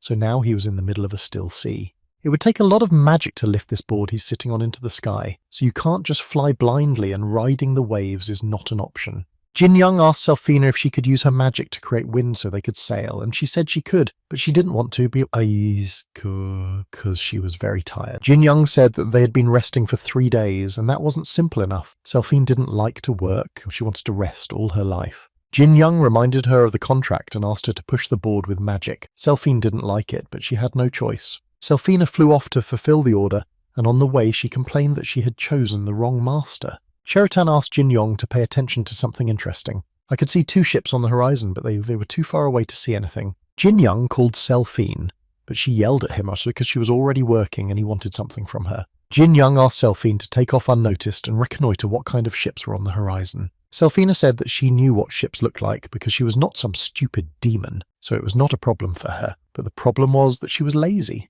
Cheritan said that she is an incredible lazy person for a contracted spirit, and also allows herself to make such statements. Jin Young reassured Cheritan that she didn't even know he existed, and that she would probably even curse the emperor while he was away. Although Cheritan is not a king or emperor, he cannot lose his self-respect if some third-rate spirit dares to open his mouth like that. Selfina returned from reconnaissance and found out that these were definitely ships with people fighting with each other. Jin Young wondered how many ships there were, and Selfina said there were only 2. The struggle on the ship was fierce and there were already many victims. Jin Young was quietly spying on them and couldn't decide whether he should go up there or not. Nevertheless, he decided to go up on the deck of the ship and join the battle. Many lifeless people were lying in front of Jin Young's feet. Jin Young looked at them and realized that this was such a terrible reality. He was preparing himself to enter this cruel world, and if he was shaking from this, it meant that he was not capable of anything at all. Jin Young tried to figure out what was going on, because there were people with a golden dragon pattern. Perhaps they were sea dragons, and their opponents looked like real pirates who most likely attacked them. While Jin Young was thinking about which side he should take, pirates noticed him and started attacking. However, he noticed in time that the opponents were weak and slow. That's why it was not difficult for Jin Young to resist the pirates and easily dodge their attacks. But dodging was too uninteresting, so Jin Young automatically decided on the side to attack the pirate. The other pirates saw their man fly into the wall at high speed. But because they lost their vigilance, they did not see how they were attacked by a fast and strong stranger.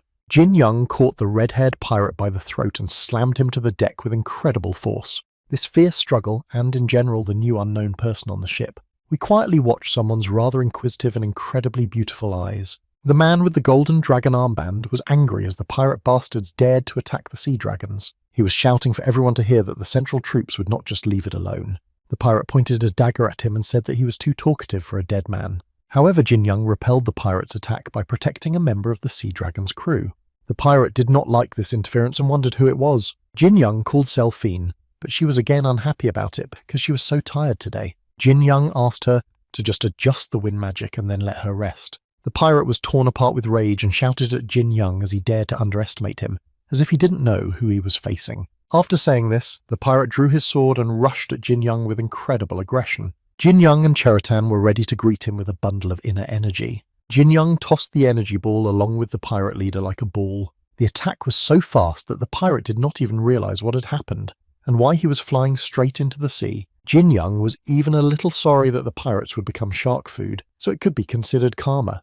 As expected, the shark immediately picked up the pirate, who was thrown overboard. While Jin Young was worried about the pirate for some reason, a member of the water dragon's crew was watching him closely and wondering who he was. Jin Young noticed him and immediately introduced himself by slamming his fist into his palm. The pirates announced that their captain had been eliminated, so they had to retreat immediately. One of the pirates was looking overboard and wondering where this little monster had come from, and he promised to wring Chojong Man's neck next time. The pirate ship retreated in defeat, and everyone on the Sea Dragon looked on with relief. Now it was important for them to deal with the bodies of those who had fallen in battle and the heavily wounded soldiers. Jin Young asked if Chojong Myung was okay because it was an unpleasant fight, but instead of answering, the captain bowed low to Jin Young in deep respect for saving them. He was afraid of sounding rude, but he couldn't help but ask where Jin Young had come from since there were no other ships nearby. Jin Young laughed and said that the ship he was sailing on had actually sunk, and he had the opportunity to drift on the sea on that door from the cabin, and he even pointed to it for clarification. Cho Jung-myeon's daughter came up to the two of them and told them that Jin Young's words were true. The captain's daughter was an incredibly beautiful girl, and what stood out most about Yeon Hyang were her large and expressive eyes. Jin Young immediately noticed her eyes because there was something in them that he didn't know. Yeon Hyang admitted that she had been watching him through the crack, and she also saw Jin Young sail on that board to the ship. The girl noticed a dragon drawing on it, and if her memory serves her right, it was the door of a cabin on the ship Shinrenho. Jin Young looked at the unfortunate board and realized that it was hard to see it from the deck, let alone the details of how the girl had seen everything through that gap. Cho Jung-myeon interrupted them and asked if they were saying that Shinrenho had drowned. He looked at Jin Young and apologized for being rude, but he didn't look like a sailor, and he clarified whether he was sure he was sailing on that ship. Jin Young replied that this was how he was hired as a temporary sailor on the ship. They loaded their belongings, but on the way they got caught in a storm and the ship capsized due to strong winds and high waves. Cho Jung-man was upset that such a large ship had disappeared without a trace due to bad weather. Yeon Hyang asked her father to go get some rest, and their guest had been adrift at sea for 3 days and must be very tired. It would be rude to stand on deck like that, but we can discuss the details later. In any case, his daughter was right, and Cho Jung-myung was very grateful to Jin Young because without him they would have had big problems. Cho Jung-man was very interested in the details of his journey here, but first he sent him to get a good night's sleep. On the way to his cabin, Jin Young met eyes with Yeon Hyang. The girl was surprised by his courage because he looked into her eyes as if nothing had happened. Because no one but her family can look her straight in the eye, she thought he was an amazing person. Cho Jung-min asked his daughter if everything the young man said was true. Yeon Hyang confirmed her words that she did not see any lies in him, his soul was pure. The gift of celestial foresight revealed the truth and the lie, and the eyes of divine foresight will not allow a lie. Yeon Hyang wondered if their ship had encountered a storm, if her father's friends had been killed, but Cho Jung-min agreed that it would be difficult to find them among the living. It's quite normal for a sailor to complete his life cycle at sea, and there is even a belief.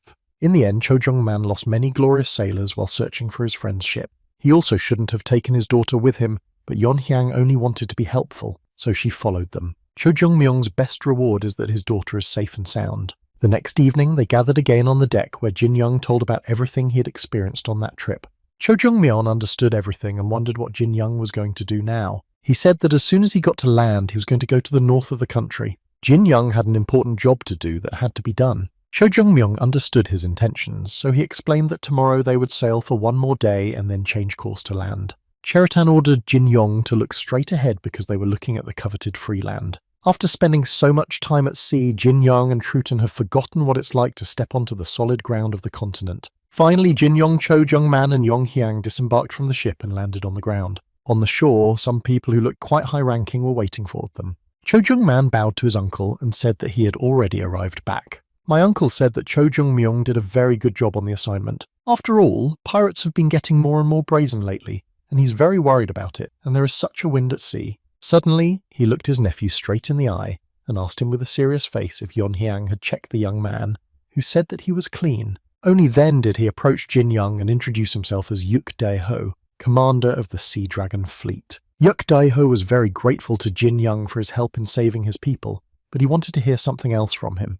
But first he invited Jin Young to come inside and warned him that he had little to tell him, so he shouldn't expect much from him. Later, Yuk Dae-ho sat on a throne surrounded by soldiers on both sides, and Jin Young stood opposite him. The soldiers guarding him kept their eyes on Jin Young, wondering how such a young master had managed to become famous. It was hard for Jin Young to ignore the many inquisitive eyes on him, and on the other side of him were the beautiful eyes of Yon Hyang. Cheritan looked at Jin Young skeptically and asked what was so beautiful about them, because it looked like she was always very unhappy. Cheritan asked what was good about eyes that looked right into his soul. From the moment they met, that girl looked into the depths of Jin Young's soul. That's why Cheritan magically clouded her mind, and in this state she would not be able to reveal their lies. Cheritan still felt uncomfortable, and she looked very much like a celestial. But suddenly Yuk Dae-ho asked himself what they had in the end. The wind increased and a storm broke out, and such a large ship sank immediately, with only one person surviving. Jin Young put his hand on his heart and said that this is exactly how it happened. He was just lucky to be alive in such a storm. Yuk Dae-ho noticed that even temporary sailors cannot get on the Sinren-ho unless someone recommends them to the ship. He was heading to Cheonggundong and chose only carefully vetted sailors, and he was curious who recommended Jin Young. Jin Young asked why he was so interested in this, whether he felt bad that the young man had survived. Yuk Dae-ho explained to him that if you think about it, no one really noticed that Sinren-ho was missing because he regularly sailed to Cheongdong. And suddenly there is only one survivor and a living person, and the ship itself sank during the storm. The problem was that it was an unknown person. Of course, those who sailed on the same day talked about strong winds and high waves, but they were not happy. None of them mentioned it in their reports a storm that could sink a large ship. Jin Young asked Cheritan why no one knew there was a storm, and he replied that perhaps the storm started only in the place where the spatial wall was open. Jin Young knew that no one would believe in the existence of such a wall. They might even think he was lying, and that his true intentions were completely different. Jin Young asked them to be frank with him and tell him directly what they wanted to know from him. Yuk Dae-ho said that it was really time to get to the point, so they would like to know his identity. After all, if it was a real storm, it could sink any ship no matter how big it was. However, even those who were considered to have been born at sea would not have been able to get out of there, and only a young man who relied on one cabin door survived. Regardless of the fact that Cho Jung-myung recognized Jin Young as a skilled fighter, he finds it hard to believe. Jin Young smiled and finally realized where this was going. One man who was close to Yuk Dae-ho asked the young man why he was laughing. Jin Young explained that he was very amused by how much people can be distrusted. The second person with the Sea Dragon armband shouted that the little bastard had no right to talk like that. He got up and quickly went to deal with the ill-mannered Jin Young. He shouted how dare he talk to the commander-in-chief like that, and everyone watched with bated breath, especially Yong Hyang. Jin Young realized that there was no point in proving anything to them, because they just wanted to know what he was capable of. The man had already attacked him, saying that he would now test his skills and see what he could boast of. Jin Young was knocked back a long way by his attack, but managed to stay on his feet. For some time they threw each other until they switched to close combat. Jin Young skillfully attacked and repelled the enemy's equally professional attack. Then he bided his time and delivered a powerful blow to his opponent's stomach. This left Yuk Dae-ho and his close associate's jaws hanging in amazement. The enemy was defeated, and Jin Young looked triumphantly at those who doubted his abilities. The second commander analysed in his head that he could not even see his movements. He did not understand how this was possible. Yuk Dae-ho ordered Commander Guak to also check what Jin Young is still capable of. Commander Guak obeyed the order of the fleet commander, so he was already standing opposite Jin Young. Guak praised Jin Young, saying that the previous battle was incredible. Because the defeated was never a weakling, he wondered who he was. Jin Young reminded him that he had already said his name before, so did he really want to start all over again? Commander Guak drew his sword and said that he did not want to repeat it, but he would have to interrogate him with his sword. Unarmed Jin Young took a defensive posture and ordered Guak to attack him. Commander Guak attacked him with his sword, but Jin Young dodged his attack by jumping behind him. Commander Guak, turning back, swung his sword again, but to no avail. for his young opponent dodged all his attacks. Jin Young realized who he was dealing with, so he gave his fist magical power to counterattack his opponent. Quickly reaching Commander Guak, he hit the enemy's chest with his magic fist. Catching his breath, Guak wondered how Jin Young had managed to hit him so hard in an unstable stance. Commander Guak realized that he was dealing with something more than just a kid, so he needed to do his best, so he gave the sword magic. Jin Young immediately realized that he had imbued the sword with Tao energy. Commander Guak warned Jin Young that this time it would not be so easy to defeat him. He attacked him with his sword using a cross-cutting technique. Jin Young didn't even move, even though there was an energy wall in front of him. Yak Jin Young smashed it to pieces with his magic fist, surprising everyone, especially Yuk Dae Ho. Jin Young warned that if he continued to attack, he would no longer be able to restrain himself in strength. Commander Guak, hiding his sword, said that there was no need for this because there was no place to humiliate himself anymore. He bowed down before the fleet commander-in-chief and said that he had tarnished the name of the Sea Dragons, so he did not think he could continue to serve as a commander. Yuk Dae Ho assured Guak that everything was fine because they hadn't expected Jin Young to be so strong and capable. He went down to Jin Young and tried to justify what was happening here, and hoped for his understanding, because if Jin Young were in his place, he would have done the same. Yuk Dae Ho apologized to the young man, as he felt sorry that he could not respond to his help in a decent way, and only inconvenienced him. Jin Young decided to turn the situation in his favor, so he asked if he could ask for something in return. After all, the Sea Dragons were considered one of the 3 pillars of the Merchants' Association, and as far as he knew, they were unrivaled in intelligence. Yuk Dae Ho said that what he said was completely true, and he wondered what Jin Young wanted to know. Jin Young explained that the association supplies most of the items to the Imperial Court, so he had a small request. Jin Young told Yuk Dae Ho that he would like to know a little more about the Imperial Palace. Yuk Dae Ho was surprised by his request, because didn't the young man know how dangerous it was to disclose such information? Yuk Dae Ho promised he would do his best, but what he was looking for could put their fleet in even more danger. Jin Young explained that he only wanted to know where some people were being held, but if it was so impossible, he would not insist on it. Yon Hyang decided to ask Jin Young if he hadn't told her earlier that he was heading north. Jin Young told her that his plans had not changed. Yon Hyang said they'd also have business on the way north, so it won't take long if he allows it. But before she could finish, Jin Young agreed to her proposal with a surprised expression on his face and said he would first listen to her business. After the conversation, they went to a tea shop to talk about the details of the trip. Yong Hyun said that her sister Hai is very important to the Merchants' Association, and that she is holding a wake for her late mother in Tangshan. However, lately the road to it has not been easy, so she asked for support from the Sea Dragon fleet. They would probably be heading north in a few days, and Young Hyang asked if he could trust a person he knew nothing about. Jin Young smiled and said that he would have to go with them as well. Yon Hyang poured tea and said that Sister Ha told her that she wanted to see her, even though she didn't like her very much. Recently, they have suffered very large losses due to pirate attacks. So many capable masters have died, so in this situation it is not known when they will be reprimanded by the association. Jin Young asked if she could refuse her Sister Ha's visit, and Yon Hyang said that she could not. Therefore, since it happened, she can only trust her own eyes. But if she is wrong, she will also be in great danger. Jin Young pondered her words for a while, weighing the pros and cons, and finally agreed to accompany her. Cheritan was angry with him, calling him a wimp because he knew from the beginning that Jin Young was too soft. Yon Hyang sat at the table and thought that she was taking him not because of a shortage of people, but because she could not see the true nature of this guy.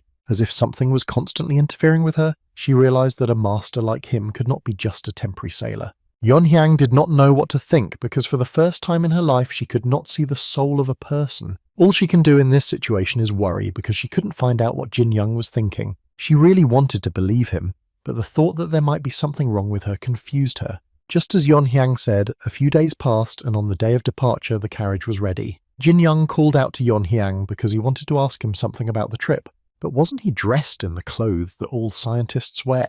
Jin Young looked at him skeptically. He shrugged and asked if they really wanted him to become a scientist. Yon Hyang laughed at his appearance and how angry he was, and later explained that this outfit would solve his personality problem. Yon Hyang asked Jin Young not to use her powers until they were in danger. After all, they gave him these clothes specifically for cover, and Jin Young already understood that, so he promised to do everything in his power. Their conversation was interrupted by a red-haired man, who for some reason called Jin Young his partner.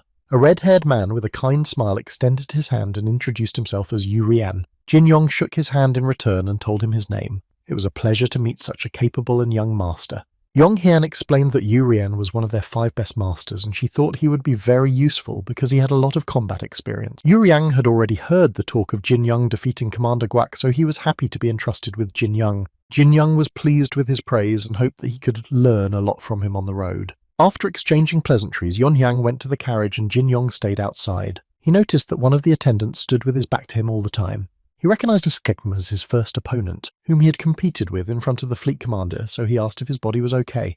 He jumped up at the question and answered sharply that he was. Jin Young noticed that after that instant he was clearly afraid of him. Urien took the reins and announced that everything was ready to go. He turned to his fellow travellers and told them that they had a long journey ahead of them, so it was time to go. Their carriage had been travelling for a long time through wide fields and deep forests. Jin Young looked out the window and thought about how he hadn't smelled the forest for a long time, and he noticed that the forest air was very different from the sea air. Unknown people hid behind the trees and watched their carriage from their ambush. Jin Young noticed them right away and decided not to disclose them for now, but to just follow them. Urien told everyone that he thought it was going to rain. Yong Hyang said that the downpour will start in about an hour, so they need to find a place to wait. Yu Riang mentioned that there is a temple of Jeonyimsa not far from here, and maybe they should go there. Yon Hyang said that this is a good idea because she thinks that the rain will not end quickly today. They will rest there, and tomorrow they will go on the road again. Urien decided to warn his fellow travellers that this was a strange place and they should look around. Yu Riang asked Ms. Yong Hyang and Mr. Jin Yong to be on standby. Jin Yong crossed his arms and told Yong Han that the men had fallen on their trail 10 miles back. Yon Hyang became uneasy and asked why he had only just mentioned it. Jin Yong explained that he didn't want the enemy to realise that they had spotted him, because he was going to deal with them one by one anyway.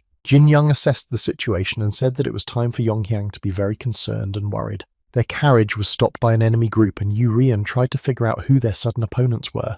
He asked them who they were, but the bandits in black headscarves did not answer him, but only pointed their swords at him. Yu Rian went down to them, repeating his question until a man he immediately recognised came out to him. Before him stood members of the Big Triad, led by their leader. Urien angrily asked how such freaks could attack members of the association, but the leader of the Big Triad asked him since when he had to report to him. Urien noticed that as soon as they contacted Chunqua's organization, they began to do evil. The leader of the Big Triad was smiling and saying that everything had really spun out of control. They follow their master's orders, so if they hand over the girl, they will be spared. A voice was heard from the carriage saying that a group that preys on women is worse than any bandits in the world. The leader of the Big Triad was bursting with anger and demanded to see who had just said this. Jin Yong slowly got out of the carriage, stretching his shoulders, and admitted to everyone that it was very uncomfortable to ride. A member of the gang with green hair asked who he was and dressed up like a scientist and dared to call them robbers. Jin Yong asked, if not robbers, what else to call the people who blocked their way and demanded to see the girl. The green-haired bandit grabbed Jin Young by the collar and pulled him toward him. In order to say that he was a member of the Great Triad of Dongho Gang, he asked him if he was going to fight with him. Jin Young had to answer to him personally for such words, so Dongho Gang raised his fist over him and said something about his upbringing. But Jin Young easily intercepted his fist with his palm. But Dongho Gang was not an easy man, so without taking his fist away, he began to release some strange energy from it. Jin Young tried to understand whether he was trying to pour his energy into him or whether he was taking it away. In this case, it was enough for Jin Young to absorb all his energy with his technique. There was an invisible energy flow between them that circulated from one to the other. Dongho Gang began to suspect that he was not the one stealing the energy, but rather the other way around. He quickly snatched his hand away, ordering him to let go. Doho Han was holding his hand and trying to figure out how he had been outplayed by some unknown young man. After the energy exchange, Jin Young felt the same sensation as when he touched the artifact many years ago. He decided to ask Sheratan if he knew anything about what had just happened. The leader of the Big Triad was going to finish the job without shedding blood, however. He ordered his subordinates to rush into the attack and kill everyone except the girl. Yu Ran ordered the escort soldiers to protect the carriage at all costs and not to come near Ms. Yon Hyang. The warriors of the Great Triad attacked, and Yu Rian and the warriors prepared to repel the attacks and destroy the enemies. There was a fierce struggle, and it was difficult to see the movements of the attackers and those defending the position. The leader of the Great Triad drew his sword, which meant that he had chosen a worthy opponent. Jin Yong suddenly looked toward the leader because he felt an evil energy coming from him. He realized that he had to get rid of this leader of the fire first of all, while he had already brought his sword over him.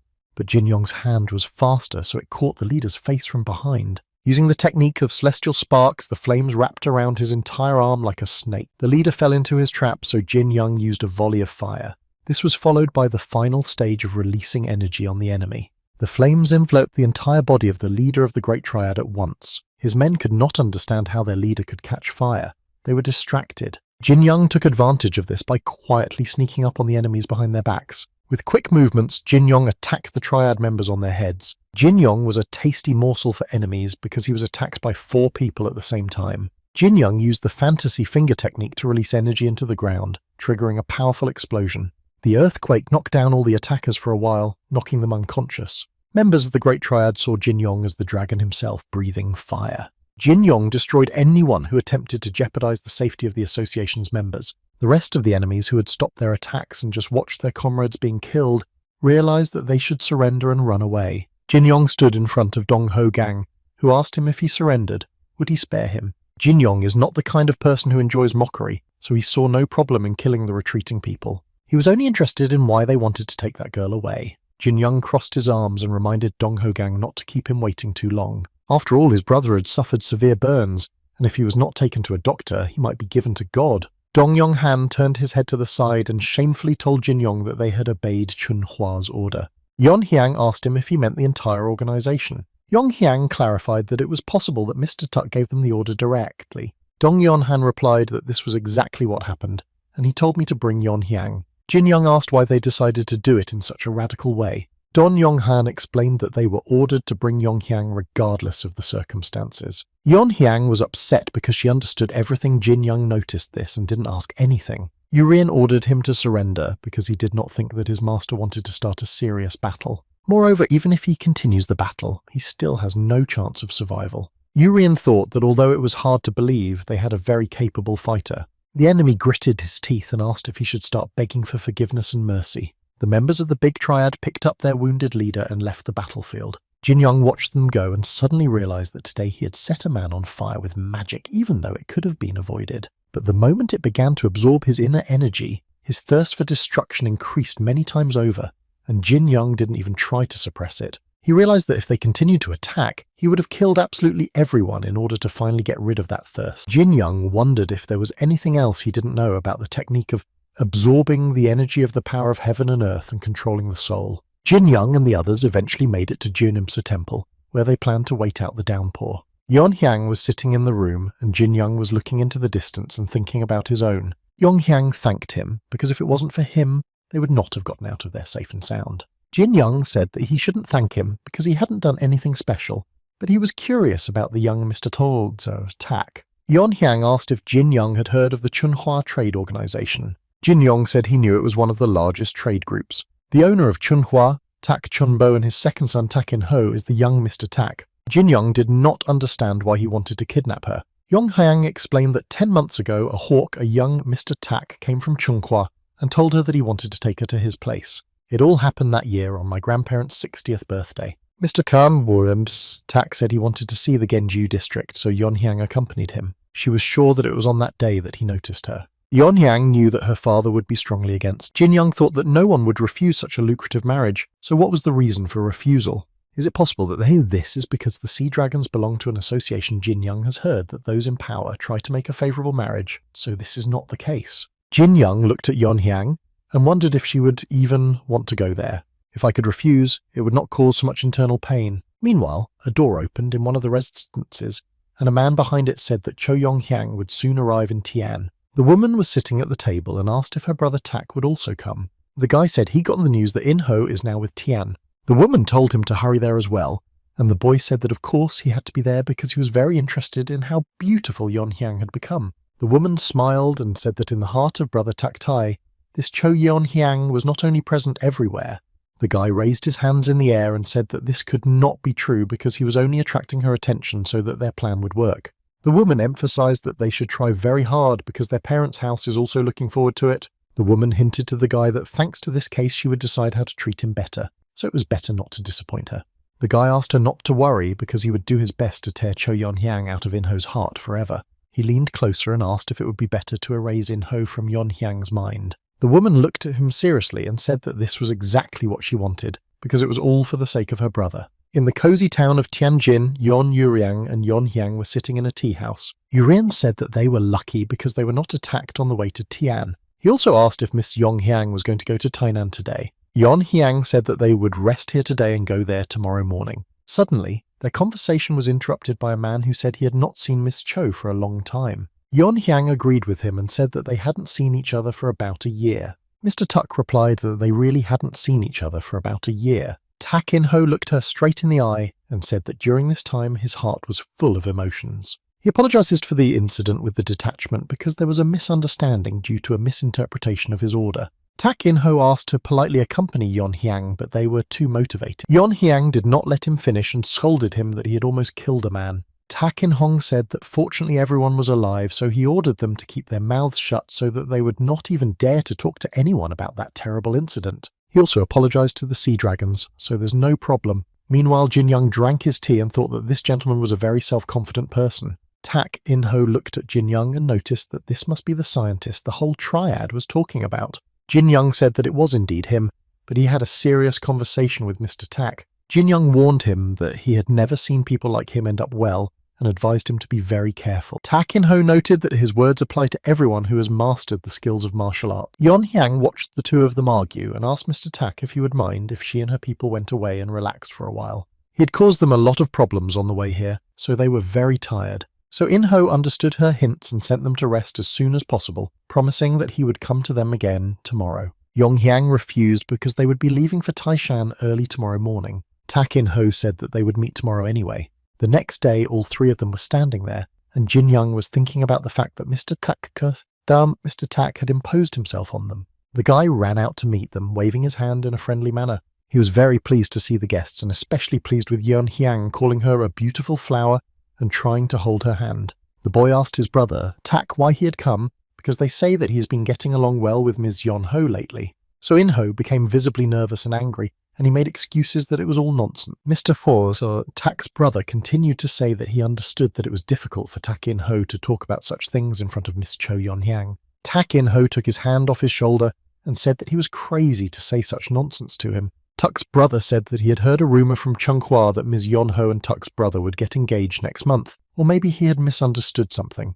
There were rumours that the two of them fell in love when they went on a trip together, so he thought it might be true. So In-ho justified that he met her while travelling and nothing more. Although there are rumours of a wedding with Yon-ho's family, it was not part of Tak In-hong's plans. His brother said that he just hoped that the engagement would not be broken off because his brother was chasing a second girl while they were negotiating a marriage. So In-ho ordered his brother Hagun-san to watch his tongue. Hagun-san said that because of his bad temper, his brother broke off his engagement to Ms. Gong-sung and now to Miss Yon-ho. Tak In-ho finally lost his temper and punched Hagun-san in the face. Jin Young and Yon Hyang witnessed this event, so they stood there and didn't even know how to react. Yes, In-ho yelled at his brother, because he had already warned him to watch what he said. Hagun-san, wiping his lip of blood, told his brother that he was too quick to use his fists. He got to his feet and said that maybe it was for the best because they hadn't competed for a long time. So In-ho supported his initiative and also got ready to fight. Jin Young watched them and thought it was amazing that the son of the head of a trade association had such a story. He is much stronger than the Great Triad, perhaps even equal to Guak Jong-jung. Yon Hyang asks Jin Young if they need to be separated, and he says that they don't look like they can be negotiated with. Suddenly a woman came out and asked in a serious tone who was making all this noise. After all, the wake is still not over for those who allowed themselves to use inner energy in the place of worship. After all, she asked her brother to meet the guests, but she doesn't remember saying anywhere that she told him to give him a fight. Tak In-ho stood up for him, explaining that he had made a mistake because for the first time in a long time he wanted to compete with his brother Tak. The woman made a very surprised expression, asking if brother Tak had come here specifically to meet her. Tak In-ho realized that she was playing a role, but politely replied that he was also glad to see her. Yon Hyang bowed to her and said that she hadn't seen her for a long time either. Sister Ha said that she was good to come. Yon Hyang said she couldn't help but come because they had put so much effort into organising the wake. Sister Ha told her that it was her duty, so it was not a big deal for her. Mrs. Ha asked the guests to leave with Gun-san, and she would come back for them later, as she had something to say. Later Jin Young went for a walk, but Cheritan wondered if he really needed to go with that girl. Jin Young told him that there was nothing he could do. She said that she needed to talk to Ms. Ha Ju-ren alone, but for some reason he was very concerned that he did not understand what those people were thinking. He walked around for a while, thinking, when suddenly something caught Jin Young's attention. He saw an old man sitting under the wall, writing something on the ground. Cheritan asked Jin Young what had suddenly happened to make him stop. But as soon as Jin Young turned his attention to Cheritan, the old man seemed to vanish into thin air. Jin Young quickly ran to the place where the old man had just been sitting, completely confused as to where he could have gone. Of course, Jin Young has heard that there are as many people with special abilities hidden in this world as there are grains of sand in the sea. Cheritan said that people don't know that it would be difficult for a mediocre skill to deceive his eyes. Jin Young was curious about what the old man had written, and it seemed to him that the text was written in an ancient language. Jin Young noticed an older man walking by. He called him in and asked if he could ask him something. The old man didn't mind, so Jin Young asked if there was a thin Taoist with dishevelled hair in their town. The old man repeated the question to himself, asking if Jin Young was referring to that madman. Jin Young did not expect such an answer, so he did not even know what questions to ask next. But the old man continued that the man had gone mad 20 years ago, and that he was not here for the ceremony, but because he was just wandering around by himself. The old man and the rest of the people in the village did not take it seriously, so he advised him to do the same. But Jin Young wondered where he could find him, and instead of answering, the old man asked why he was meeting with that madman. Finally, he told me about the place where the weirdo often visits. As night fell, Jin Young waited for the old man at the spot the man from the square had pointed out. He had enough time to think that the moon is somehow especially beautiful from the top of the mountain. Feeling someone else's presence, Jin Young said that he knew he was there, so he stopped hiding. Old Dao came out of the bushes and approached Jin Young, asking who he was and what he wanted. Jin Young mysteriously said that it didn't matter who he was. Old Tao asked what was important to him then. Jin Young told him the word Chasin, and next to that word was a half-erased ancient text. Old Tao asked why such a young scholar needed such ancient writings. Jin Young explained that he was just curious about ancient writings, or maybe there was some reason why a young scholar shouldn't know. Old Tao answered him that he ruled, but he had a second question. He was curious, so when he approached Jin Young, Dao asked if he was alone.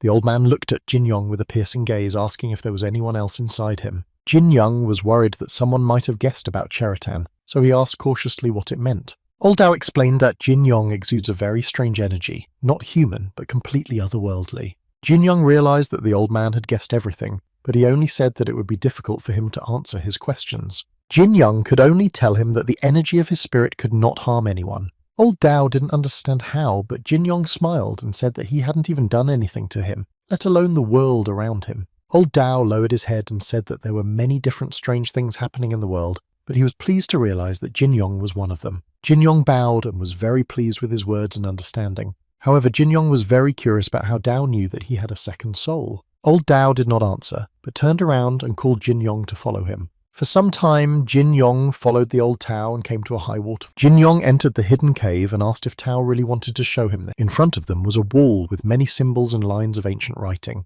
In one of them, Jin Young was able to read the word Chasin Ihon, which means 2 souls. Dao explained that this was one of the 18 scriptures he had found. He had read all the books in his mentor's room without his knowledge. It was thanks to him that old Dao saw through Jin Young's little secret. However, this is only a small part of what he managed to find out, and there was no further progress. Old Dao looked at Jin Young and asked why they couldn't figure it out together. Deciphering the ancient writings and learning about Qixing Ihon Tao made me wonder how many people in the world also have a second soul. Jin Young touched the wall with his hand and said that he had studied this for a long time, so he didn't know much and it would take a long time to explain all these writings. The old Tao wondered if there was a person who could immediately analyze them. Jin Young said that more than 10 years have passed since he was imprisoned in the imperial prisons, and he does not even know for sure whether he's still alive. Old Dao asked if Jin Young wanted to rescue him from there, to which he replied that of course he did, and that's why he was heading north. Old Dao put his hand on his chest and told Jin Young that he would share this journey with him. So they did. Jin Young walked in front and Old Man Dao behind. Suddenly, Old Dao stopped Jin Young because he wanted to ask him something. Old Dao wondered why Jin Young had dressed him in such elegant clothes. Jin Young turned to him and asked if he really wanted to walk around in his old underpants. Old Dao began to argue whether clothes were something important, and Jin Young replied that there was a limit to everything. Jin Young wondered who the old man wanted to meet before he left, and Old Dao said that he wanted to meet his mentor. After all, his mentor had held a grudge against him for 20 years, so he had to meet with him before he left. Jin Young remarked that in 20 years of dining, his mentor could beat him up badly. Old Dao laughed and said that his mentor was not such an evil person. Dao put his hand on his shoulder and asked Jin Young to wait here while he went to see his mentor. Dao came to his teacher's house and cheerfully announced that he had returned. But then Jin Young heard loud screams and noise coming from the house. Jin Young felt uncomfortable standing there and listening to his mentor curse and beat his new friend. Hearing the commotion, Yon Hyang approached Jin Young and asked what was going on. He replied that it was nothing special, just a friendly meeting of old friends. They resolved between themselves everything that has accumulated over 20 years of separation, so it will take some time. Jin Young looks at Yon Hyang and notices that she looks bad after meeting with Ms. Ha. Yon Hyang said that her sister Ha said she would go north with her. However, she was more concerned about her father, who remained in the association. Suddenly the door opened in front of them and old Dao flew out of the house headlong. He got to his feet, shaking off the dust, and shouted to his mentor that he would definitely return and asked him not to get sick. The old mentor shouted that if he went to the north he should look for his uncle, who was in a high position, and maybe he would feed him. Having spoken, the mentor forcefully closed his door in front of the beaten Tao. Jin Yong asked if old Dao could not have avoided such a fate. Dao explained that he did not know of a better way to release the anger of his old mentor. Jin Young looked at Dao and thought that he was envious that there were people who could do something like that. Yon Hyang turned to Jin Young and asked who the man was. Jin Young didn't know how to explain who the old Taoist was, so he took matters into his own hands and told her that his name was Zhong Guan. He met Jin Yong and decided to go north with him. The next day they packed all the necessary things and set off. Jin Young and Zhong Guan were travelling together in the same carriage while the old man was sleeping, and he was thinking over the fact that he cannot understand one simple thing about the trip. It goes without saying that Ha Gun-san accompanies them on their way north, because he needs to follow Ha Ju-ren everywhere. However, Jin Young could not understand why Tak In Ho was riding in the carriage with the women. Perhaps In Ho is going to follow Ms. Yong Hyang around. The escort from the Sea Dragon who led their escort saw something strange ahead. He waved to the rest of the convoy to stop immediately. Ha Gun-san came closer to the main escort and saw that some people he did not know were sitting on their road. Ha Gun-san noticed that they were completely blocking their way with their clothes. It looks like it was the mountain people of Chomen, who often organize attacks on travellers. Ha Gun-san asked the commander why they had blocked their passage. The commander said that they were not their enemies because they had good relations with people from these places. The soldiers approached their captain and said they would go check what was going on. On the opposite side, mountain people were talking among themselves about two people approaching. At the order to prepare, everyone simultaneously reached for their weapons. Jin Yong was already fully prepared to engage in combat when he heard the enemy taking out their weapons. Zhong Guan quickly woke up and jumped out of bed, completely confused about what was happening. Jin Yong jumped out of his carriage and approached the captain, asking him to call off the men who'd gone to them, as it could be a trap. The captain did not understand what kind of trap Jin Young was talking about. Ha Gun-san listened to Jin Young and told the captain that there was nothing wrong with being on the lookout, and he also asked for the scouts to return. At the moment when the captain was explaining that those people were not their enemies, the people had already begun to attack the two people, sending their souls to God. The captain realized that he had made a mistake by not listening to the two young men, but he sincerely did not understand why they did so. The opponents asked their leader what to do next. The leader ordered his men to break through the guards and eliminate the woman in the carriage. The leader drew his sword, and upon the order to move forward, his soldiers jumped to their feet and rushed to attack. Jin Young was attacked by two warriors at once, but he managed to transfer his inner energy into his fist. He managed to neutralize the enemy with a strong punch to the stomach. As the rest of the enemy soldiers ran through him to the carriages, he realized that the target of those bastards was Ms. Cho Yon Hyang. Jin Young called Selphine, who yawned and asked what he wanted from her again, because she was so happy when he didn't call her. Together with Selphina, Jin Young used the magical hand of flame technique. With the help of the spirit, their energy released a large fire tornado, stopping the enemies who were heading for the carriages and threatening the lives of those in them. Selphina yawned and asked if that was all, and Jin Young noticed that she hadn't changed at all. Jin Young listened to his own feelings and noticed that if he used basic magic, he didn't feel the urge to destroy everything around him like he in the past. Jin Young realized what the underlying problem was, but just in case, he asked Sheraton to control his power. Meanwhile, an enemy soldier was approaching the escort commander with the sole purpose of destroying him. Dodging the attack, the commander turned to the soldiers of Chonmen. After wounding the attacker, he shouted how these mountain bastards dared to attack their allies. But instead of answering him, the enemy soldiers were approaching, swords in front of them. The commander used his speed and skill to quickly deal with the attackers with just one wave of his hand. Suddenly, a warrior named Chonmen appeared behind the commander's back and prepared to stab him in the back. However, the commander did not allow him to do so and quickly returned to him and repelled his attack. The head of the warriors, Chongmen, jumped and brought his sword over the commander. Repulsing his attacks, the commander asked why they attacked them. He did not understand how the mountain people could do such a thing. The head of the warriors, Chongmen, crossed his sword with him and replied that it did not concern him at all. The commander-in-chief filled his sword with his mana and attacked the enemy, but the enemy dodged his attack. Taking advantage of the opportunity, the head of the soldiers, Chongmen, wounded and knocked the sword out of his hands, thus leaving him unarmed. However, their fight ended there, as the head of the warriors, Chongmen, told him that they would leave as soon as they had dealt with the girl. The head of the warriors, Chonmen, smiled and added that they would leave as soon as they had eliminated all his men along with him. However, his plans were disrupted by Zhongguan, who stood between them and repelled the attack from the commander-in-chief. Zhongguan got into a fighting stance and said that it was already clear that such a psycho would not leave anyone alive. The leader of Jeonmyeon looked at him and could not understand how Zhongguan managed to block his sword with just one kick. Even his hand went numb from such incredible strength, and he realized that he was facing a very strong opponent. Leader Zhongman decided not to retreat but to attack Zhongguan. He imbued his sword with internal energy in order to deliver a sudden and critical blow to his new enemy. However, in front of him was only a large pit with no body of his opponent Zhongguan, who had disappeared.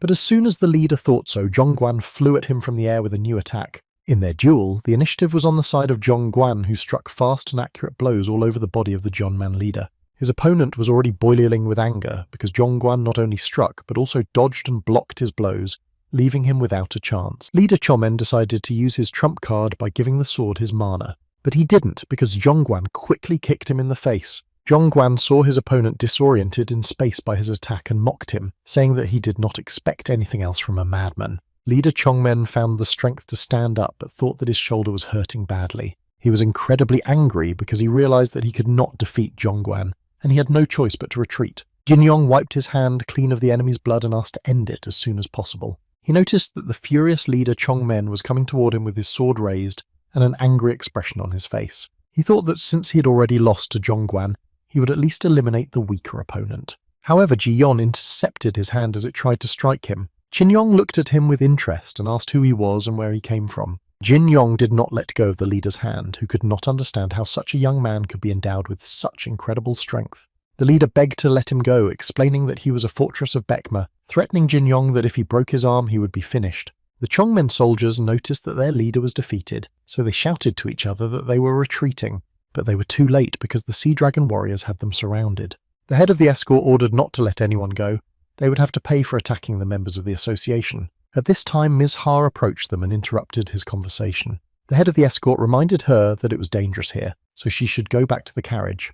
Mrs. Ha assured him that everything would be fine if Do Chu Moon himself came for them. This means only one thing: these mountain bandits were sent from the fortress of Baekma. Ms. Ha addressed the warriors because they were on a mission from the mountain people of Magim, who were at odds with their trade association. She realized that they had attacked them today to eliminate her on Mangim's orders. Jin Young only now realized that the main target was not Ms. Cho Yonhyang but her relative Ms. Cho. Ms. Cho ordered the escort captain to release the captured soldiers. She said they should get out of here as soon as possible and take care of the wounded. Jin Young tried to understand why Ms. Ha was letting go of those who had recently tried to eliminate her. Ms. Ha explained to the commander that the soldiers wanted to retreat because Chonmyong had already suffered heavy losses because of them. Mrs. Ha stood in front of one of the soldiers and asked him to give her greetings to the lord of the fortress of Baekma. She also asked me to tell you that even though Chonmen's soldiers attacked her people, they generously spared them. The Chonmen warrior bowed his head to Ms. Ha and promised that he would tell her.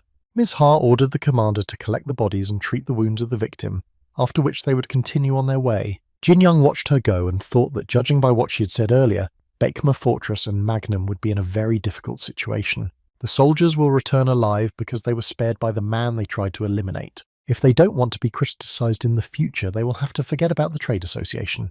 While Jin Young was thinking about this situation, Ms. Ha was looking at him intently. Jin Young noticed this and wondered what she had just thought about. Miss Yon Hyang got out of the carriage and looked at her sister Ha. Yon Hyang asked if her sister was okay as they had been through a difficult battle. Ms. Ha looked down and said that everything was fine, and she thought about what an interesting young man Jin Young was, and if he was capable of such a thing, she must need him. Yon Hyang distracted her from her own thoughts, so Ms. Ha apologized and explained that she was thinking about her own. Ms. Ha invited Yon Hyang to wait in the carriage while preparations were being made for departure. Yon Hyang realized that Sister Ha was looking at Jin Young with a special look. Yon Hyang used to spy on her sister Ha when she was talking to a man. Her eyes were darker than night and burned with some strange red fire. Yon Hyang immediately saw something terrible in her eyes, but she didn't say anything to her. The next morning, while walking around the square, she noticed something shocking. Under the wall, the same man with whom her sister Ha had talked the day before was sitting in his own blood. Yon Hyang stood there wondering what her sister was planning to do this time.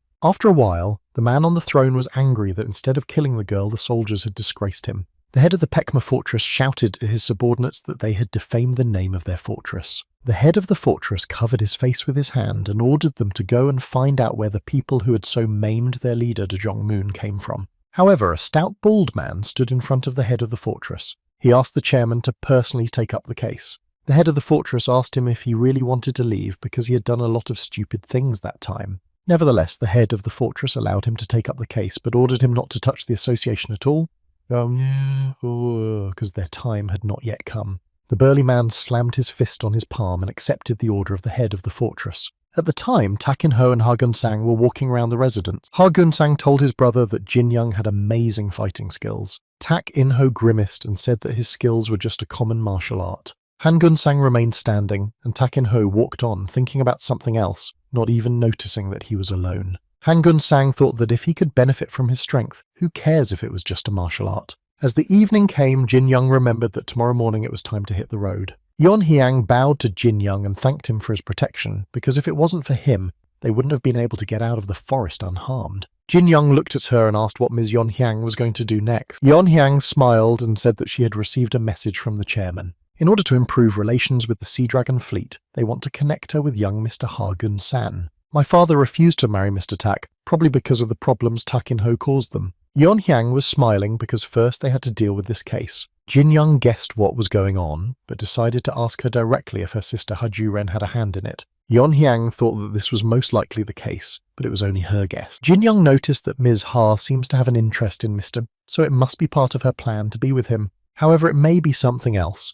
Ms. Ha wants to make sure that no one takes anything from her. Jin Young listened to her and asked what would happen if Yeon Hyang refused. Yeon Hyang explained that in this case the support for the fleet will be completed. Even if the sea dragons are on the verge of extinction, the association will not even lend them a helping hand. Jin Young said that it seems that these are dark times, but if she needs him, he will always help her. Yeon Hyang smiled and raised her hands, saying that it was not necessary because she was just exhausted from everything and wanted to talk to someone. It was so strange for her, because Jin Young was not even related to her. Yeon Hyang nervously crossed her arms and asked Jin Young to listen to her. After all, Yeon Hyang only wanted to ask her new friend for one thing. If something happened to her or the Sea Dragon fleet, she asked Jin Young to take care of her father. The next morning, Jin Young stood pensive and Jong Guan asked if something had happened last night, and he didn't know. Today was the day when Jin Young would return to his home, but he was very depressed. Jin Young told Jong Guan that he had something to think about. Jung would really like to help Ms. Cho Yeon Hyang right now. The alliance between Ms. Cho and Ha Gun-sang to keep her around is possible, and Ha Ju-ryong may not be in a hurry to do so. Jin Young suddenly realized that she still had a little time. While he was walking and thinking about the situation with Yeon Hyang, his feet led him to the gate of his home. Jong Guan stood behind him and asked if this was really his house. For some time, Jin Young could not dare to go to the place where Jin Wei's soldiers had taken him as a young boy. And now he's an adult and capable man who has come a long and thorny way on the way to his main goal. Nevertheless, Jin Young gathered his courage and knocked on the gate of his home. The house asked who was there, and Jin Young told his nanny that it was him. An old nanny came to the gate and asked me to wait a little longer, because she was not so young anymore. Opening the gate, the nanny looked at the men and could not understand who they were and why they had come here. Jin Young told her that it was him, and it was not surprising that she did not recognize him because so much time had passed. The nanny could not believe her eyes. She tried to see that little boy in him. Realizing that it was really him, she screamed and hugged him, still unable to believe that it was Jin Young, alive and well. The nanny held his hand and said that she was very happy that he had finally returned home. Jin Young was also touched by her kindness and warmth, because for some time she had been his mother's substitute while his father was busy with his experiments. Jin Young decided to take a walk around his house, so the first thing he did was go to his father's office. Everything was still the same. Nothing has changed since then, except that no one has been sitting at the desk for a long time. Jin Young touched the table as if remembering those carefree times when his father was still at home. Jin Young felt so sad because in this homely atmosphere, for a while, he felt like that 8-year-old little boy again. For a while, Jin Young stood at the table, nostalgic and analysing his life. He suddenly remembered the hidden hiding place he had found on the very day he was taken to the island. He knew that even after all these years, the nanny could never have guessed what the painting on the wall was hiding. Cheritan told Jin Young that he would have to go down to decipher the ancient writings on that stone slab. Jin Young said he would do it as soon as he rescued his father. The nanny searched everywhere and finally found Jin Young in his father's room. Jin Young told her that he had left home so long ago that he was overwhelmed with memories, and now he had to save his father as soon as possible. The nanny looked at him with sad eyes and tried to tell him that Jin Young's father disappeared under mysterious circumstances. Jin Young was cold at the nanny's words, and he didn't understand what it meant, how he could just disappear. The nanny explained that General Yuk had come to her, and told her that the prison where his father was imprisoned had collapsed, and that Ko Jin Hong had fallen through the ground. Jin Young's hope was sparked, and he asked if it was General Yuk that Yuk Dugam. The nanny also said that General Yuck came from time to time with news from Mr. Ko, so that was the only reason for her to hold on to life. The nanny still hopes that his father will return home. Jin Young wondered where his Uncle Jong was now. The nanny said in despair that his Uncle Chon had long since passed away. It happened a year ago on his way back from the Imperial Palace when he was attacked by bandits. Jin Young asked the nanny if the bandits had been caught. The nanny said that there was a commotion around the place, but it was over later, and some unknown man took the body of old Chon with him. Jin Young clenched his fists and mentally asked his father what the hell was going on here. Jin Young realized which direction he should take. He was sitting across from the man who was the key to solving the mystery of his father's disappearance. Yuk Du-gang knew that Jin Young would come to see him again at some point, so he was very happy to see him. Jin Young began the conversation by telling his nanny that he became a lord after finding the thief who stole gold from the temple. Jin Young belatedly congratulated Yu Du-gang on his promotion. He bowed and thanked the nanny for helping and supporting him during his absence. General Yuck explained that he was just telling her the location of the prisoner.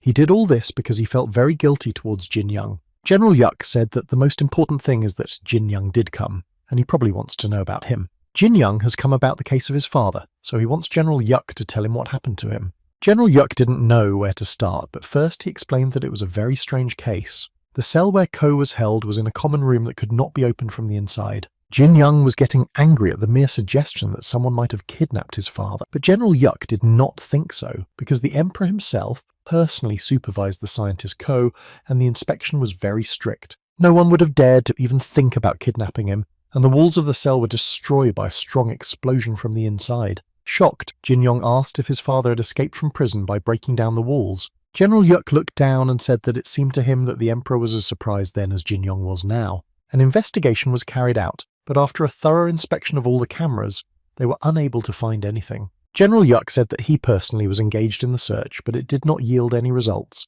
and he was very sorry. Jin Young understood and asked if he could also conduct his own little investigation in his father's cell. Perhaps he left something for Kim, and no one but Jin Young will be able to recognize it. General Yuck asked if he really thought that his father could have left something for him. Jin Young explained that his father had done this many times before he was imprisoned by the imperial government. General Yuck crossed his arms over his stomach and asked him directly if Jin Young found something, whether he would tell him about it.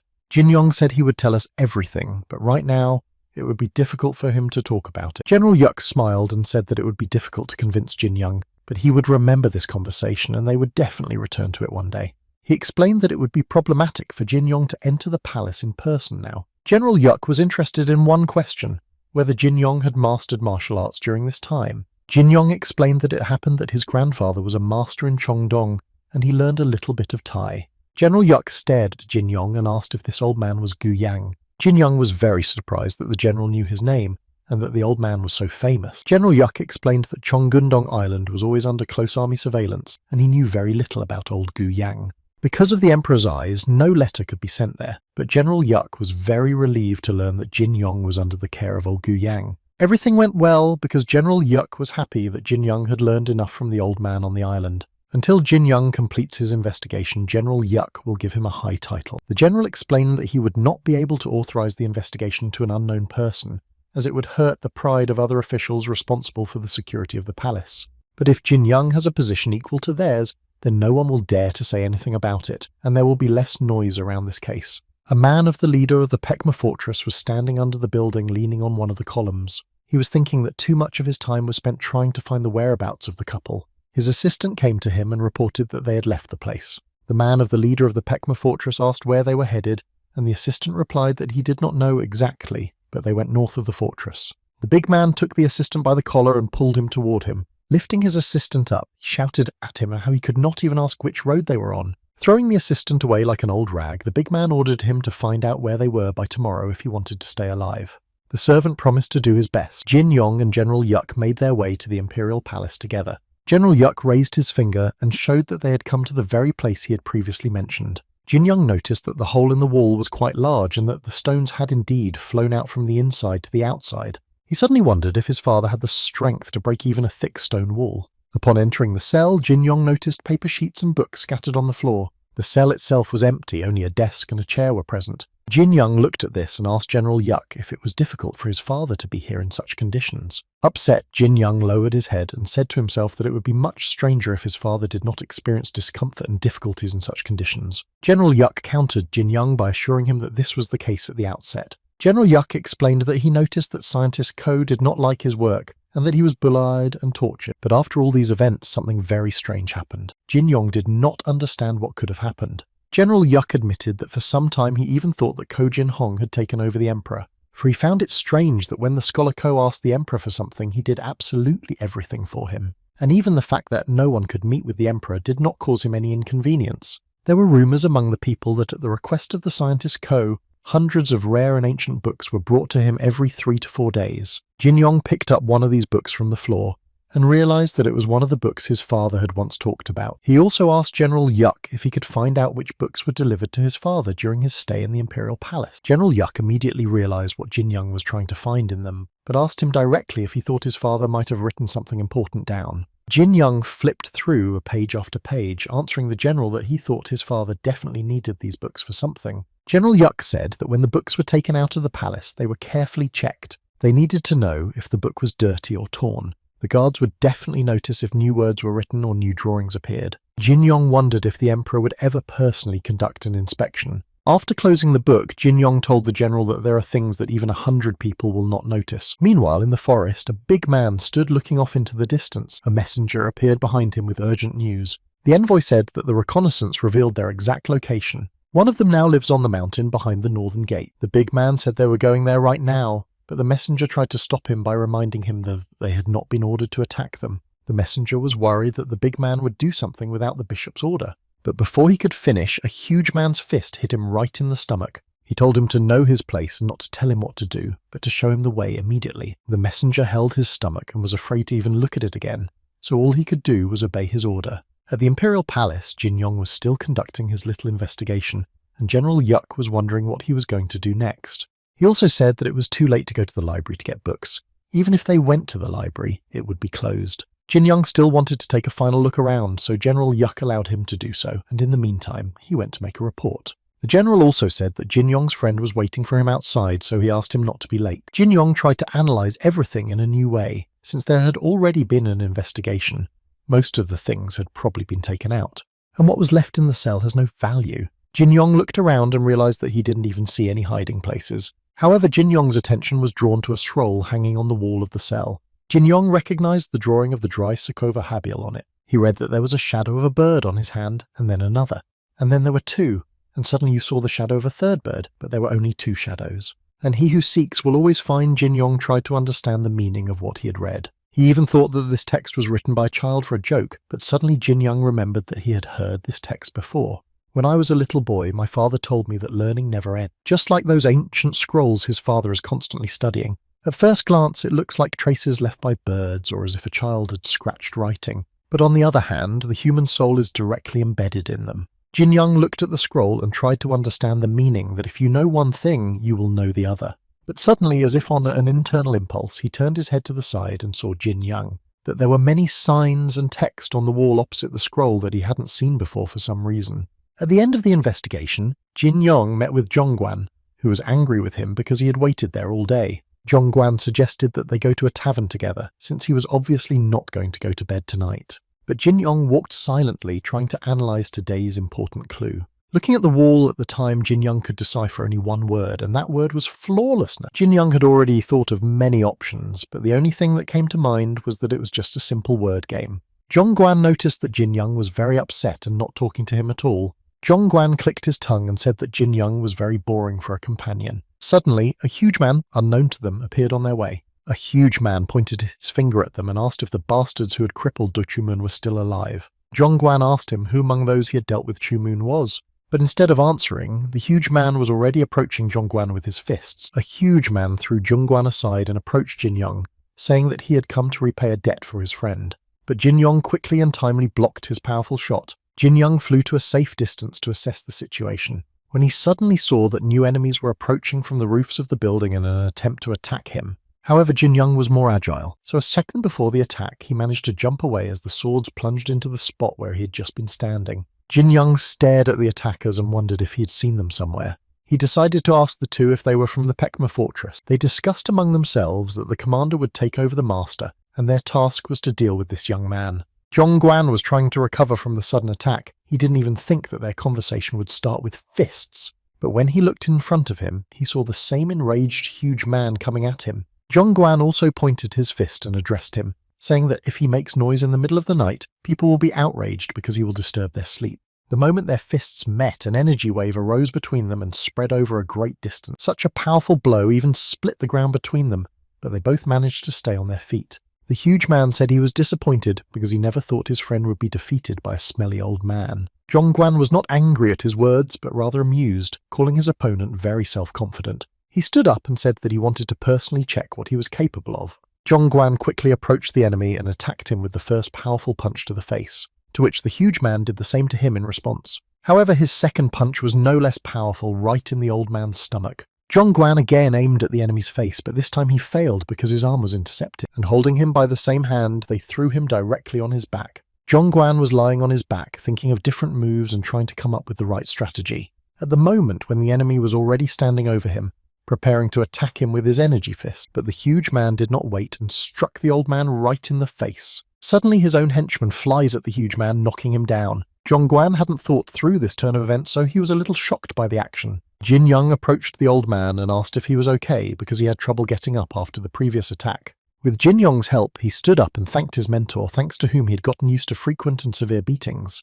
The huge man got to his feet and said that Jin Young was quite a fast young man, because even the garbage as his assistants could not keep him in time. Jin Young decided to finally deal with the huge man, so he was the first to attack him. The huge man lost his balance for a second from Jin Young's attack, but remained on his feet. Jin Young thinks that his opponent is absolutely no different from his own men. After his words, Jin Young did not restrain himself from attacking the enemy, delivering quick and accurate blows to various parts of his body. Using his inner magic, he practiced his skills as a magical fist. The blow to the huge man was so powerful that he could not stand on his feet and flew straight into the wall of the room behind him. A confused huge man was trying to get to his feet, shaking off the stones from the half-destroyed house from his clothes. Even after such an attack, the huge man did not think of giving up. He only realized that he was dealing not with a simple young man, but with a martial arts master of his own. He hit the ground with his fist using a special technique of magic fog. But as soon as the fog cleared, Jin Young noticed that where the huge man had been, there were only ruins from the fight. Zhongguan looked at him in the same way and asked if he had run away like a coward. Cheritan turned to Jin Young and said that he was sorry that they had escaped, because he could have gotten some interesting information out of them. Jin Young thought that it was definitely the people from Baekma Fortress who had been hunting for the association all along. If they are already setting their sights on them because of this whole situation, you should hurry up immediately. The next day, as planned, Jin Young visited the library. Zhongguan also came, but he was not completely satisfied with the size and appearance of the library. Zhongguan noticed that there were many books in the library worthy of an imperial palace. Jin Young said they only had to go to one place. They went to the librarian's office, who immediately noticed the two of them and asked what they had to do with him. Jin Young explained that he had come under orders to find out some things Lord Yuck had to warn him about. The librarian rounded his eyes and asked if he was the newly arrived official, saying that he had received the order this morning. The librarian stood up and said that he had been warned that Jin Young was interested in old books that had been confiscated. He asked me to wait a bit until he and other scholars brought the same books. Later, the librarian brought a stack of books and said that these were only a third of all the ancient writings. The librarian said that as soon as they finished dealing with these books, they would bring the other half. Zhongguan looked at that mountain of books and said that he thought it would be difficult to read all those books in the library. Jin Young took the first book and said that there was nothing he could do about it, so he had to get to work as soon as possible. After some time of their work, they have already processed many books. However, when Jin Young finished and closed the next book, he covered his face with his hands because he was tired and disappointed that the book he had read was empty without the slightest clue. Zhongguan looked up from his book and asked if there was any point in rereading books if there was nothing in them anyway. Jin Young said that there is actually something in the books that has already caught his attention. However, there was nothing in the very content of the ancient books that his father could hide. On the contrary, he hid his message by using the order of the titles of the books he used most often. If Jin Young understood correctly, the father probably expected his son to find out about it when he visited the palace. The poem in his cell and the two hieroglyphs Tik and Kel, one for heaven and the other for earth, if you combine them, you get the third, his body. Jin Young was unsure of his guesses, so he decided to ask Cheriton. It turns out that his father studied the technique of absorbing the energy of heaven and earth to control the soul, and even a level higher than him. If my father had dared to study that technique with his stubbornness, he would have undoubtedly gone much deeper into it than he did. However, if my father learned it and was able to escape from the palace, why didn't he return home at least once to see his nanny? Perhaps he was afraid of the emperor's persecution, and even so he would not have disappeared by leaving his nanny. Jin Young thought about the fact that the emperor doesn't know for sure, but the strange thing is that no one is stopping him. Even if General Yuk had given Jin Young special rights, they would still be useless in the eyes of the ruler. Jin Young could not understand why the emperor did not pay any attention to him. Jin Young, General Yuk, and Zhongguan returned to the destroyed cell together. General Yuk asked if there was anything else to see in the detention room. Jin Young said that they had found out something at the library, but he wanted to check it again to make sure he was right. But when they entered the cell, it was completely empty from the floor to the walls. None of those present could understand how it happened that the camera was completely removed. General Yuk told Jin Young that he needed to report this to the Minister of War. Sitting at the table, they told the military minister about everything that had happened. The minister turned to Jin Young, saying that he must be the son of the very scientist Ko that General Yuk was talking about. He decided to officially introduce himself as Kon Sung-hak, the Minister of War and head of the Golden Guard. Minister Gun Sung-hak looked very closely at old Zhongguan. Zhongguan felt uncomfortable with the minister's gaze. Kon Sung-hak asked the audience if they had any idea who the people were who raised all the evidence in the cell. The minister suggested that it was probably the work of Wang He, who was the head of the spy squad. General Yuk explained that this is the palace's intelligence corps, which is on par with the Golden Guard, whose job is to suppress corruption and rebellion. But the nuance is that it was the Golden Guard who conducted the investigation in the detention room because it was not their competent. The minister said that there have been many strange things in the behaviour of the intelligence corps recently. He told everyone that he had called them here today because he had something to say personally to the son of the scholar Ko. But before that, the minister paused for a very long time, making everyone interested. Minister Kang Sung-guk decided to put Jin Young in charge. He made this decision because no one would dare to interfere with his high rank. Jin Young wondered if everything would be okay if the minister gave him the position, and Kang Sung-guk replied that the emperor himself had approved the decision. Jin Young was impressed by his words, but he asked the minister how much he had heard about him from General Yuk. Kang Sung-guk replied that Jin Young's father was imprisoned, and his very young boy was sent to Cheonggundong. In this case, Jin Young wanted to ask the minister whether His Majesty the Emperor had imprisoned his father and sent him into exile. How the Emperor could leave him unattended in the palace under such circumstances, and why he was given the position of governor, these questions haunted Jin Young. To begin with, the minister told Jin Young that the Emperor he knew was not in his place, that the Crown Prince was now on the throne and in charge of the situation. Jin Young wondered where the Emperor was now. The minister replied that they did not know, but based on their investigations. The Emperor seems to have gone to Jiangsu and is not going to return. Jin Young didn't understand how it was possible to go to an imaginary land and not return. But the minister assured Jin Young that it was quite real, how he could have deceived the imperial family, and why no one could find him alive or not, no one knows. There is information that one clan has contacted the emperor, but this is not confirmed information. It is a shadowy clan, so there was very little information. Jin Young did not understand which clan the minister was talking about. The Heavenly Blood clan is little known in Jianghu, but they were interested in the gold plates and stone tablets that the emperor was trying to decipher. Jin Young thought that the emperor wanted to decipher the ancient writings that he had his father interpret. In addition, a shadowy bloody clan has taken an interest in all this. The clan from Jianghu has become close to the ruler in order to solve the mystery of the gold plate and stone tablets. When the emperor gained power to quench his greed, he travelled to Jianghu with the representatives of the clan. The minister said that this is how things are with His Majesty, but there is another reason why he gave him this position. Gun Sung-guk sends Jin Young to Jiangsu to find out what the members of the intelligence corps are up to, which is why he was given this position. For some reason, Jin Young decided to ask if he was really being given this position to keep an eye on the intelligence corps. The minister explained that at the cost of the life of one guardsman, they managed to obtain some information. They are hiding something by sending craftsmen under the guise of supervising Jianghu. They are also very afraid that their secret will be revealed, and they hide it so much that they are even ready to bury it. The minister cannot leave everything as it is, otherwise there will be complete chaos in the management dynasty. In addition, this case was directly related to Jin Young. Namely, the emperor is afraid of what his father was involved in. General Yuk got up from his seat and said it was time for them to leave. Zhongguan turned away from everyone and thought about something of his own. However, Zhongguan decided not to think and asked directly if they had met the military minister before. The minister was furious because he realized that Zhongguan was not joking when he said he did not know him. Zhongguan was completely shocked and asked if they really knew each other because he couldn't remember. The minister shouted at him so hard that saliva was flying out of his mouth, calling him stupid because he did not even recognize his relative. Zhongguan realized that he had heard the name before, but he didn't think it was his relative. The minister held his head and ordered the two to leave because they needed to talk in private. Jin Yong bowed to the minister and said it was time for them to leave. Zhong Guan was afraid to be alone with his relative, so he begged Jin Yong not to go, but he just waved his hand and closed the door.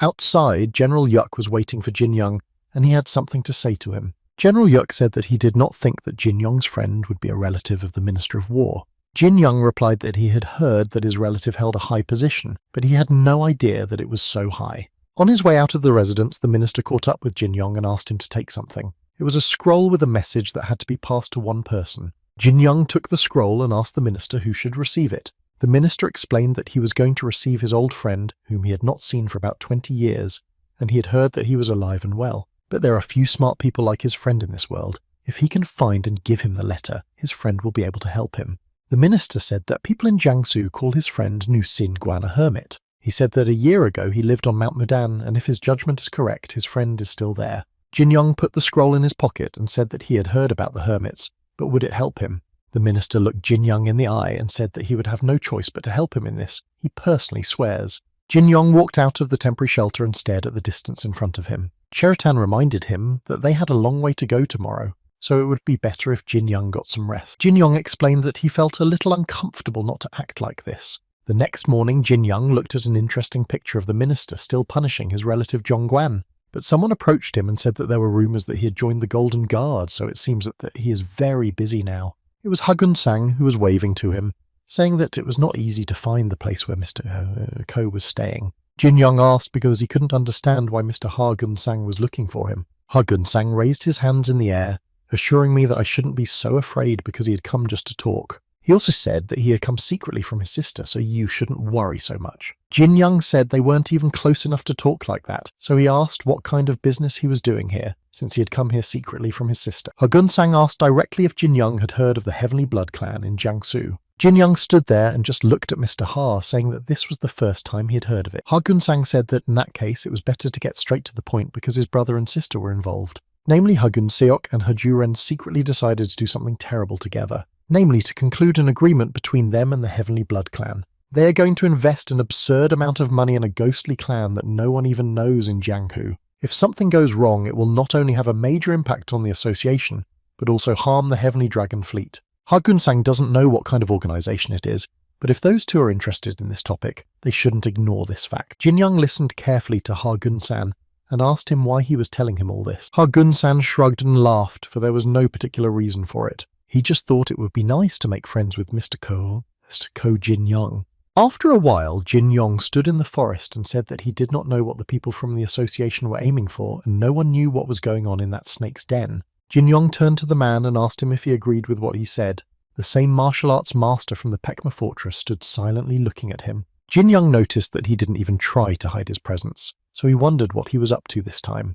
The master of the Pekma fortress replied menacingly that he was not the kind of person who should hide. The master pointed his finger at Jin Yong and said he was going to overpower him and take him with him, and he thought to himself that he had violated an order to simply follow him. After the warden was spotted leaving alone, it was a face-to-face meeting. The master took a fighting stance and thought that he had no other choice but to catch this young man. Jin Yong looked at the master skeptically and asked if he didn't need a beating next time. The master of the fortress, Bekma, became energized and answered Jin Yong with a refusal. He approached Jin Yong with his fist raised near his face and told him that this time everything would be different. Jin Yong dodged the master's attack at the same moment he began to release his own energy. Having accumulated enough energy, Jin Yong attacked the master, but the latter blocked his blow with his hand. In turn, the master of the Bekma fortress struck Jin Yong in the stomach. After flying a few meters, Jin Yong stopped, but the flying master was already preparing to strike again with his fist. Jin Yong jumped back and decided to use retreat tactics to think about strategy. But the master of the Bekma fortress was agile, so he easily grabbed Jin Yong by the collar and lifted him up. A second later, Jin Yong flew with all his might into a tree, breaking it into 2 pieces and falling unconscious. However, the master of the Bekma fortress did not have time to enjoy his triumph because Jin Yong put many magical traps on his body. Sharp tips and chains began to emerge from the master's body and ran all over his body. Iron chains chained him to the nearest trees, preventing him from making the slightest attempt to move. Jin Yong's strategy paid off because the master was panicking because he couldn't move, so he broke the illusion of imprisonment. Jin Yong approached the master and said that he would like to ask him a few questions. The master of the Bekma fortress looked at the young man with hatred and asked if Jin Yong really thought that he would fall at his feet so easily. Jin Young decided to show the master what position he was in, so he kicked him and stood on top of his stomach. He cannot be so lenient as to give mercy, but if possible he should answer questions as honestly as possible. Zhongguan wondered what had happened at dawn today, and why they should follow the master of the Pekma fortress. Jin Yong replied to Zhongguan that he would lead them to the fortress of Baekma. Zhongguan asked why, and Jin Yong laughed and said that they had just had a heart-to-heart and that he thought he had changed his mind. Jin Yong smilingly asked the master of the Baekma fortress if he had said everything correctly, but he just kept his cool and did not say a word. Suddenly something caught the martial artist's attention. He told his fellow travellers that there seemed to be some kind of unpleasant clash. Zhongguan approached the body of one of the soldiers and realised that it had been about an hour since they died, and the body was too clean for those who had fought. Judging by their clothes, they were ordinary soldiers, and the master examining their weapons said that he thought they were Peng soldiers. The master of the Pekma fortress showed them the sword and said that he thought so because of it. This Hongyuan sword is the same sword that is the symbol of Peng. Judging by the clean blade, they were attacked suddenly and did not even have time to use their weapons. Zhongguan said that if these are Peng soldiers, they are strong people known all over the world, and they could not be defeated so that they could not strike back. Jin Yong said that if you go through the mountain ranges, you can meet the followers of the Path of Liberation, and if you tell them, they will take care of the bodies of Peng's people. Suddenly, Jin Yong felt a strong alien presence right next to him. However, when he turned around, he saw no one at all,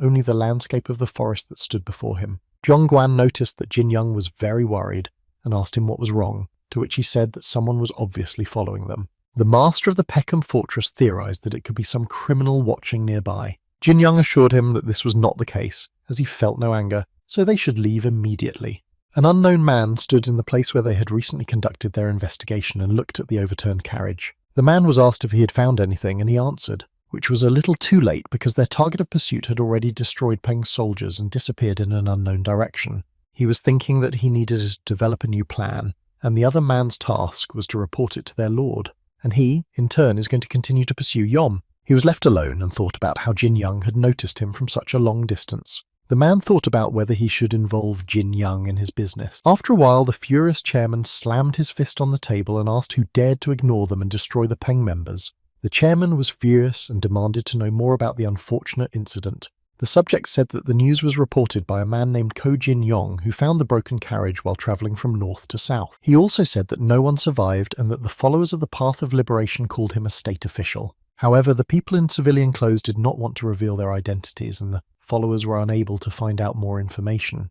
The second man asked if those people had said anything about the object. He sadly bowed his head and said that no one had said anything about the subject. What was the likelihood that the people who reported the news had noticed the bodies, and he was told that they did not have an answer to this question at the moment. The chairman stood up and decided to personally leave with him, and only the fourth and fifth would go, while the rest would wait for his orders.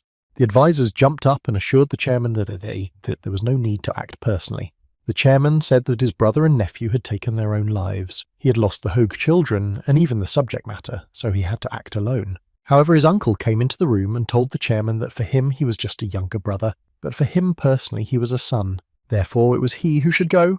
The old uncle reminded him that the head of the house had a duty to protect his family. My head was already covered with sweat from my uncle's words, so I just stood there with my mouth open. Perhaps this will be his last hike before he goes to the next world. So the old man asks his nephew for permission. The chairman agreed, but asked to bring people with him. Meanwhile, a small group of people led by the master of the Pekma fortress was passing through the dense forest. However, they were closely watched by other people's inquisitive eyes almost from the top of the tree. Suddenly, the man on the top of the tree became worried for some reason. He was looking at two people and could not understand where the third one had gone, because he was keeping his eyes on their group.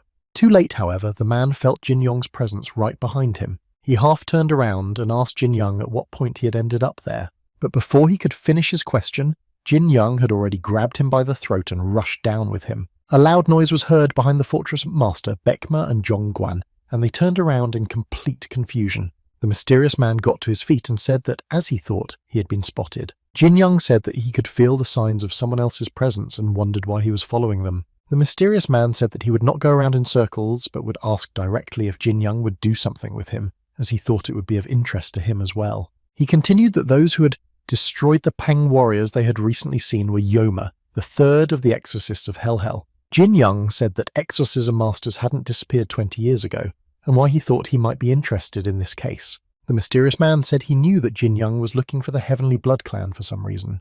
The exorcists of Hell are the people of the Heavenly Blood clan, and the mysterious man hoped that at least now he was interested in Jin Young. 3 exorcists who were hiding at one point suddenly appeared at the same time. The mysterious man pointed to himself, saying that he was following Yoma Jin Young for the Heavenly Blood clan. So he asks Jin Young one more time if he would like to do one small task with him. Jin Young exhaled and asked if he could at least find out his name. Woo Jin Hong said his name, and Jin Young said they had to go to a place it wouldn't take long so he could wait. Woo Jin Hong said yes, so they went about their business in the old group. Meanwhile, the old man was sitting and thinking before starting the hike. One of the soldiers said that they found the man 2 hours ago. He was walking with the commander of Pekma.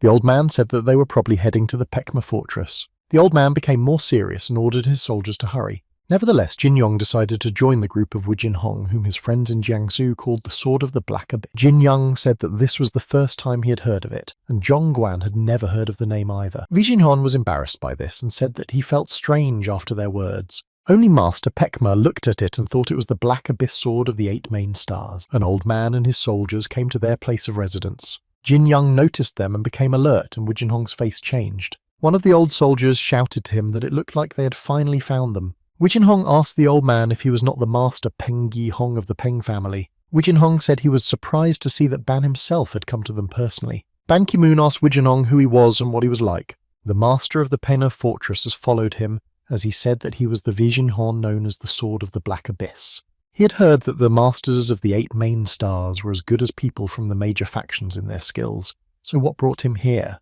Woo Jin Hong replied that he just had one thing to do, and was also curious why he personally had to go through such a difficult journey. Pungi Hong approached Jin Young and said that he had business with this man and was looking for him. He asked the young man if he was Ko Jin Young. But first, Pungi Hong wanted to express his gratitude for passing on the news about his family. Thanks to Jin Young, they were able to start the investigation in time. Since the gratitude was over, it was time to get down to business, and they came to find out some information. Ban needs to know if Jin Young saw the perpetrators of the crime or if he found any traces of their crime. Jin Young explained that the 3 of them checked everything, but saw nothing at all. Pungi Hoon said he had heard that Jin Young was a government official. Jin Young was surprised and said that this was not expected, and asked what Peng Hyun wanted to know from him.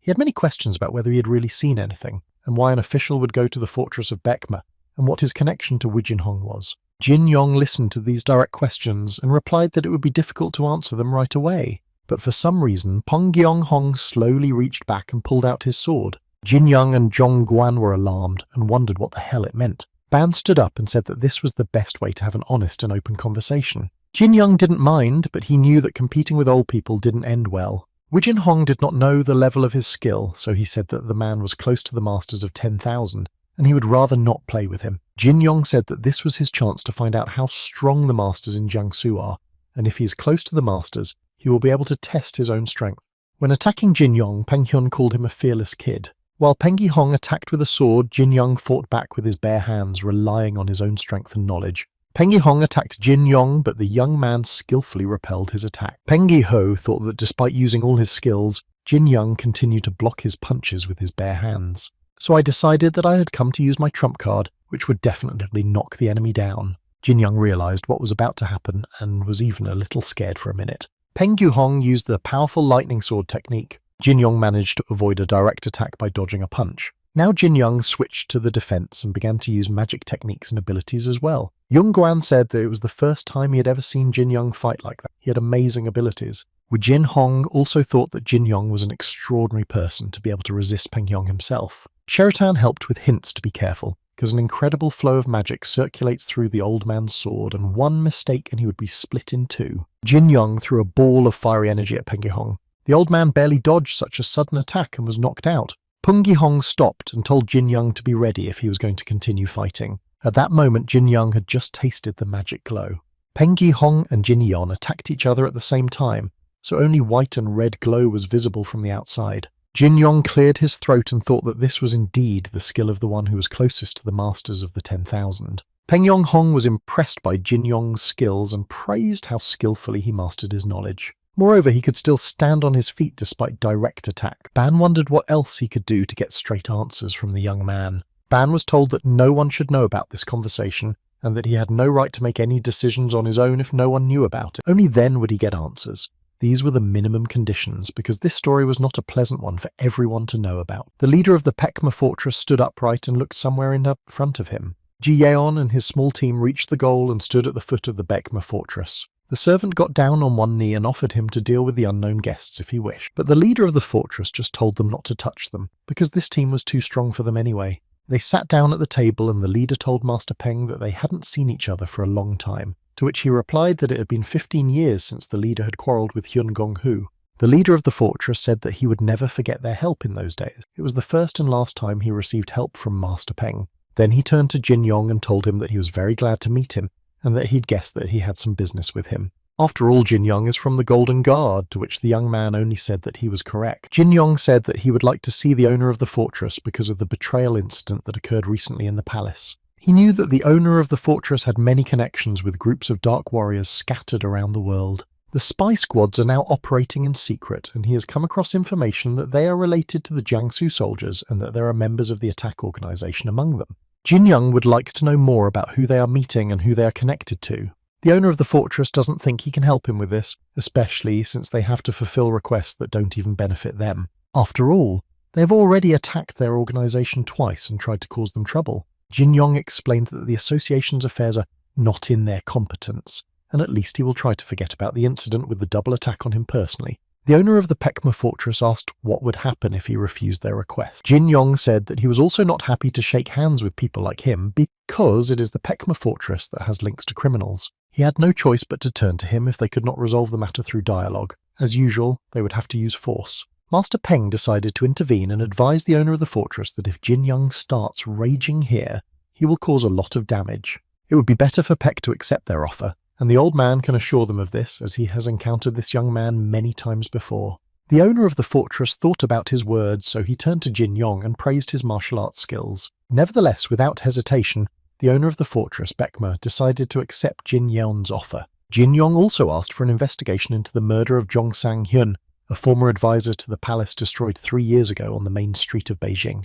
The owner of the Pekma fortress asked, since this situation happened in Beijing, whether the Golden Guard should know more about it. Jin Yong explained that the investigation by the Golden Guard and a detachment of spies recorded that he had given up his soul to God after beating a drunkard. But Jin Yong could not believe it. It was obvious that someone was deliberately hiding the truth. After the negotiations were over, they all went out to the courtyard near the palace, and the owner of the Pekma fortress remained to see them off with his eyes only. Suddenly, a man named Nakange appeared in front of them and greeted Commander Vijinon, who asked if they had managed to find out Yoma's whereabouts. The messenger said that 3 exorcists from Hell had crossed the Taewon and were approaching Mount Cheonnamsan.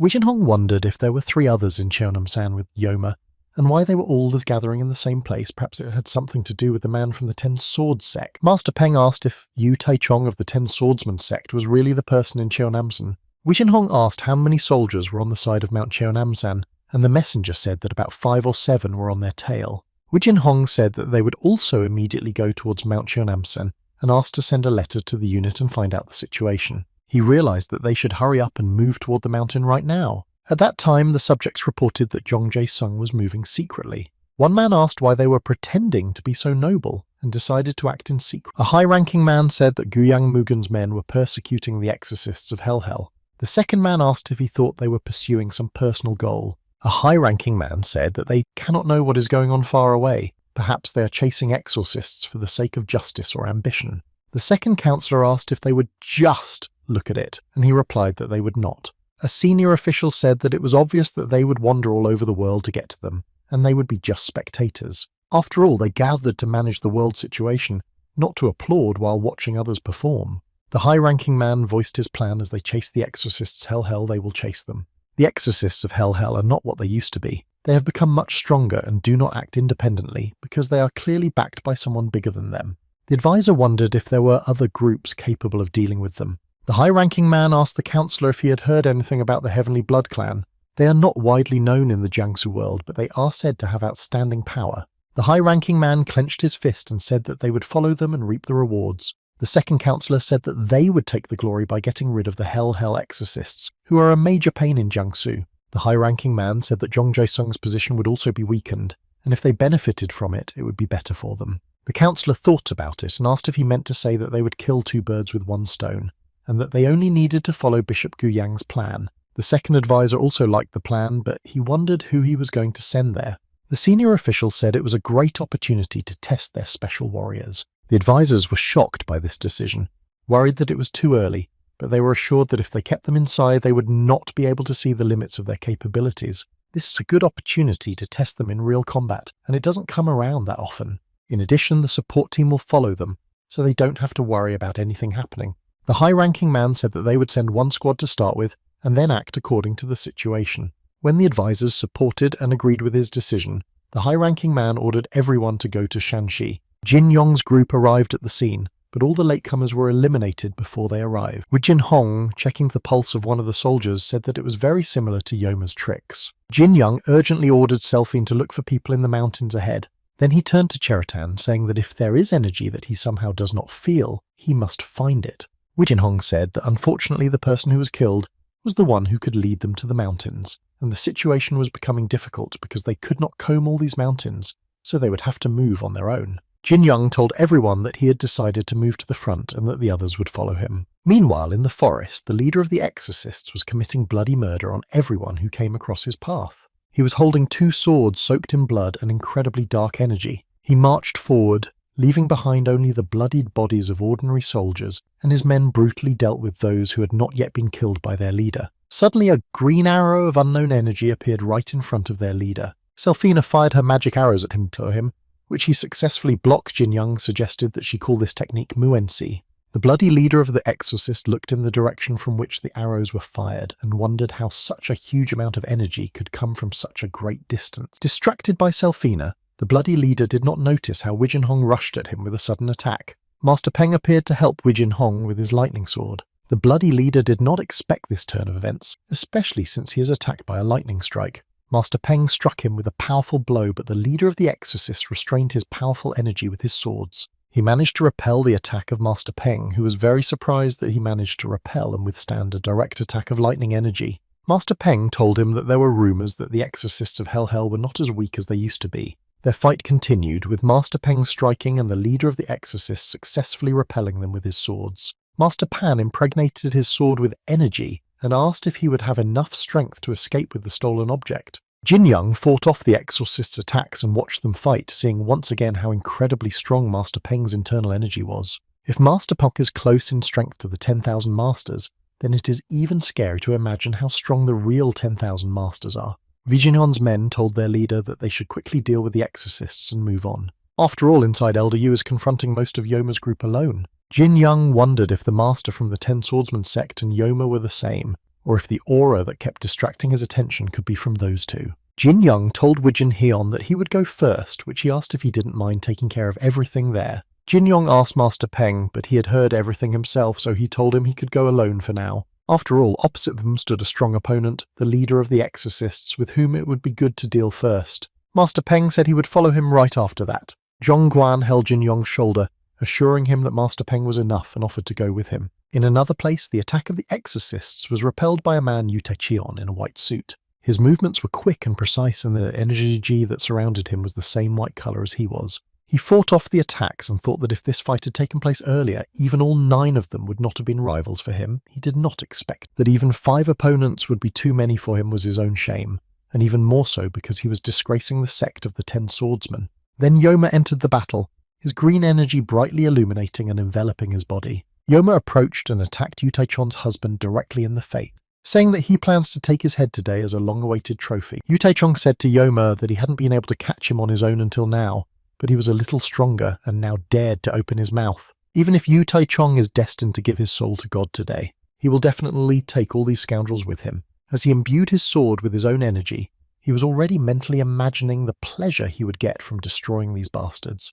When the sword absorbed his inner energy, Yu Taichong activated it with a piercing blade spell. The sword blow was so strong that it threw the enemy back and lit up everything behind him. The next technique used by Yu Taichong was a powerful heavenly dragon strike. Such a blow neutralized 3 enemies attacking simultaneously in one fell swoop. But when Yoma stopped to catch his breath, he took advantage of this opportunity and attacked him with his magic fist. Yu Taichong managed to dodge his direct attack at the last moment by smiling at him. Jin Young realized that Yu Taichong was on the verge of exhaustion, so he called Selphine and her magic arrows for help. The exorcist stopped for a minute and could not understand what was happening. He thought that some wind must have blown, but then he felt a strange energy and realized that he was being attacked by some mysterious creature that his eyes could not see, so he decided to attack it with his own energy. But it was pointless to release the energy anywhere, so the exorcist stopped to assess the situation. Selfina shot arrows at him and wondered why they didn't work. Yu Taejong was the only one who noticed this incredible otherworldly energy.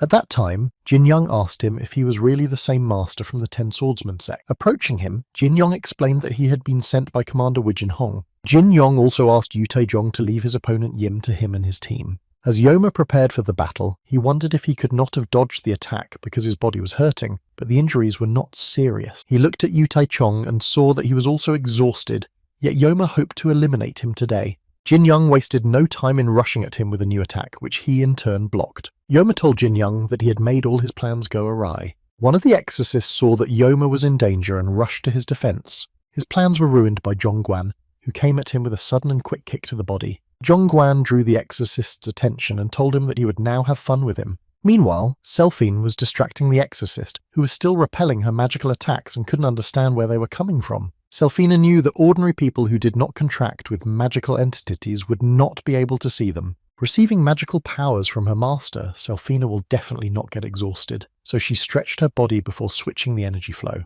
Selphina decided to use Jin Young's magic to the fullest today. Jin Young immediately felt the drain of his energy, and in this state it would be difficult for him to maintain his fighting techniques. He thought about Selphina, who on ordinary days does nothing but complain.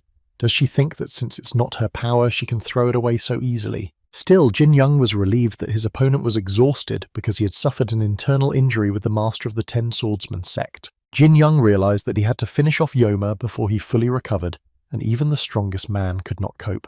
With a full hit, but even when dodging, the enemy will feel the force of the blow. The technique of high defense itself is not able to repel the sword and is useless in such a situation. It feels as if the veins inside are twisting from the blows Yoma is facing this kind of attack for the first time. Yoma thought that if he had more inner strength, he would not have had to suffer so much. His target was Yu Taechon, and he could not stay there for long until he finished him off. It was a pity to lose his comrades, but it was not a problem to recruit new ones. Yoma knew that he had to stop Jin Young and get out of there, but he still had to try to do it. Jin Young was throwing serious blows that Yoma could hardly dodge. Yoma was running out of time, especially since when Yu Taejong regained his strength, he would definitely join the battle. Yoma decided to end both of them, so he used the ghostly green river technique. Jin Young managed to break through his magical green wall with his magic flame technique, but when he came closer to Yoma, he struck him with a magical fist right in the heart. From such a powerful blow, Yoma flew into a rock, unable to even resist Jin Young. Jin Young said that he realized what abilities had exhausted the master, because even in such an exhausted state it is not easy to cope. Jin Young imagined their battle if they were on equal terms. But suddenly Jin Young fell to his knees exhausted, unable to even stand up. He felt all his inner strength disappear in an instant. Jin Young looked at the happy Selphina, who was throwing her magic arrows in different directions without even thinking that she was hurting her master. It seems that Selphina does not know the boundaries of what is normal and what is too much. Cheritan urged Jin Young to be careful just as Yoma suddenly stood up. Exhausted, Jin Young held his wounded shoulder and wondered how Yoma had the strength to stand up again.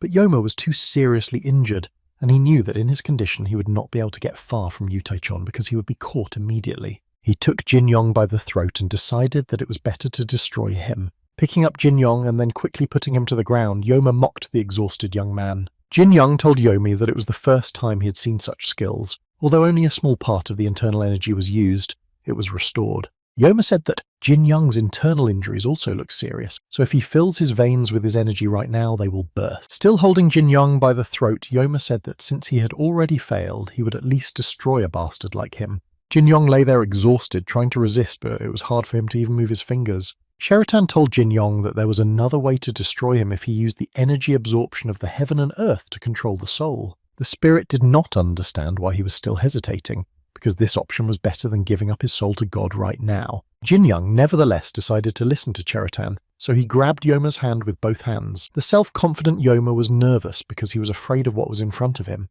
Instead of Jin Young's face, he saw a stone head of a terrible ancient demon. Without wasting any time, Jin Young began to take away his inner energy, which made Yoma scream in a voice that was not his own. Yoma begged him to let go, but Jin Young held his arm so tightly that he simply had no chance. But then the screams ended, along with Yoma's life, and Jin Young was still holding his hand. All that remained of Yoma was his body, from which all life was sucked out at once, leaving a dry and empty shell. Jin Young stood on his feet again, but he was not happy because he realized what he had done. Everything got out of his control when he was possessed by an otherworldly dark energy. Meanwhile, Selfina realized that her master's magical powers had simply disappeared in an instant. She was sorry because a little more time and Selfina would have finished with that exorcist. Selfina wondered if she had been having so much fun for so long, but she reassured herself that she could not know when her master's powers would disappear. Disappearing into thin air, she finally said that it was great fun for her to warm up again after all these years. The incredibly exhausted exorcist was catching his breath and wondering what the hell was going on. Jin Yong, meanwhile, once again joined the battle with the Hellshell escorts. Under the influence of otherworldly dark energy, he dealt with every enemy that came his way. Yu Taejong stood back and watched Jin Young, not understanding what had happened. It seemed to him that Jin Young was fighting with only his inner strength, but for some reason his gaze changed and his energy began to grow. Suddenly, an incredible thought crept into Yu Taechon's head. Is it possible? That young man turned the martial art of Yoma into pure power, assimilating it to the fullest extent and using it in his own martial art. Jin Yong seemed to be invincible now because only his energy could break the swords of the exorcists. Jin Yong was at the mercy of the darkness that demanded more and more blood. Approaching the exorcist, who was already anticipating the beginning of his end, Jin Young grabbed his heart in one motion, feeling its warmth in his hands. The moment the exorcist fell to the ground, Jin Young felt an icy and sharp sensation deep in his head, and after that an indescribable disgust that Jin Young could only realize later,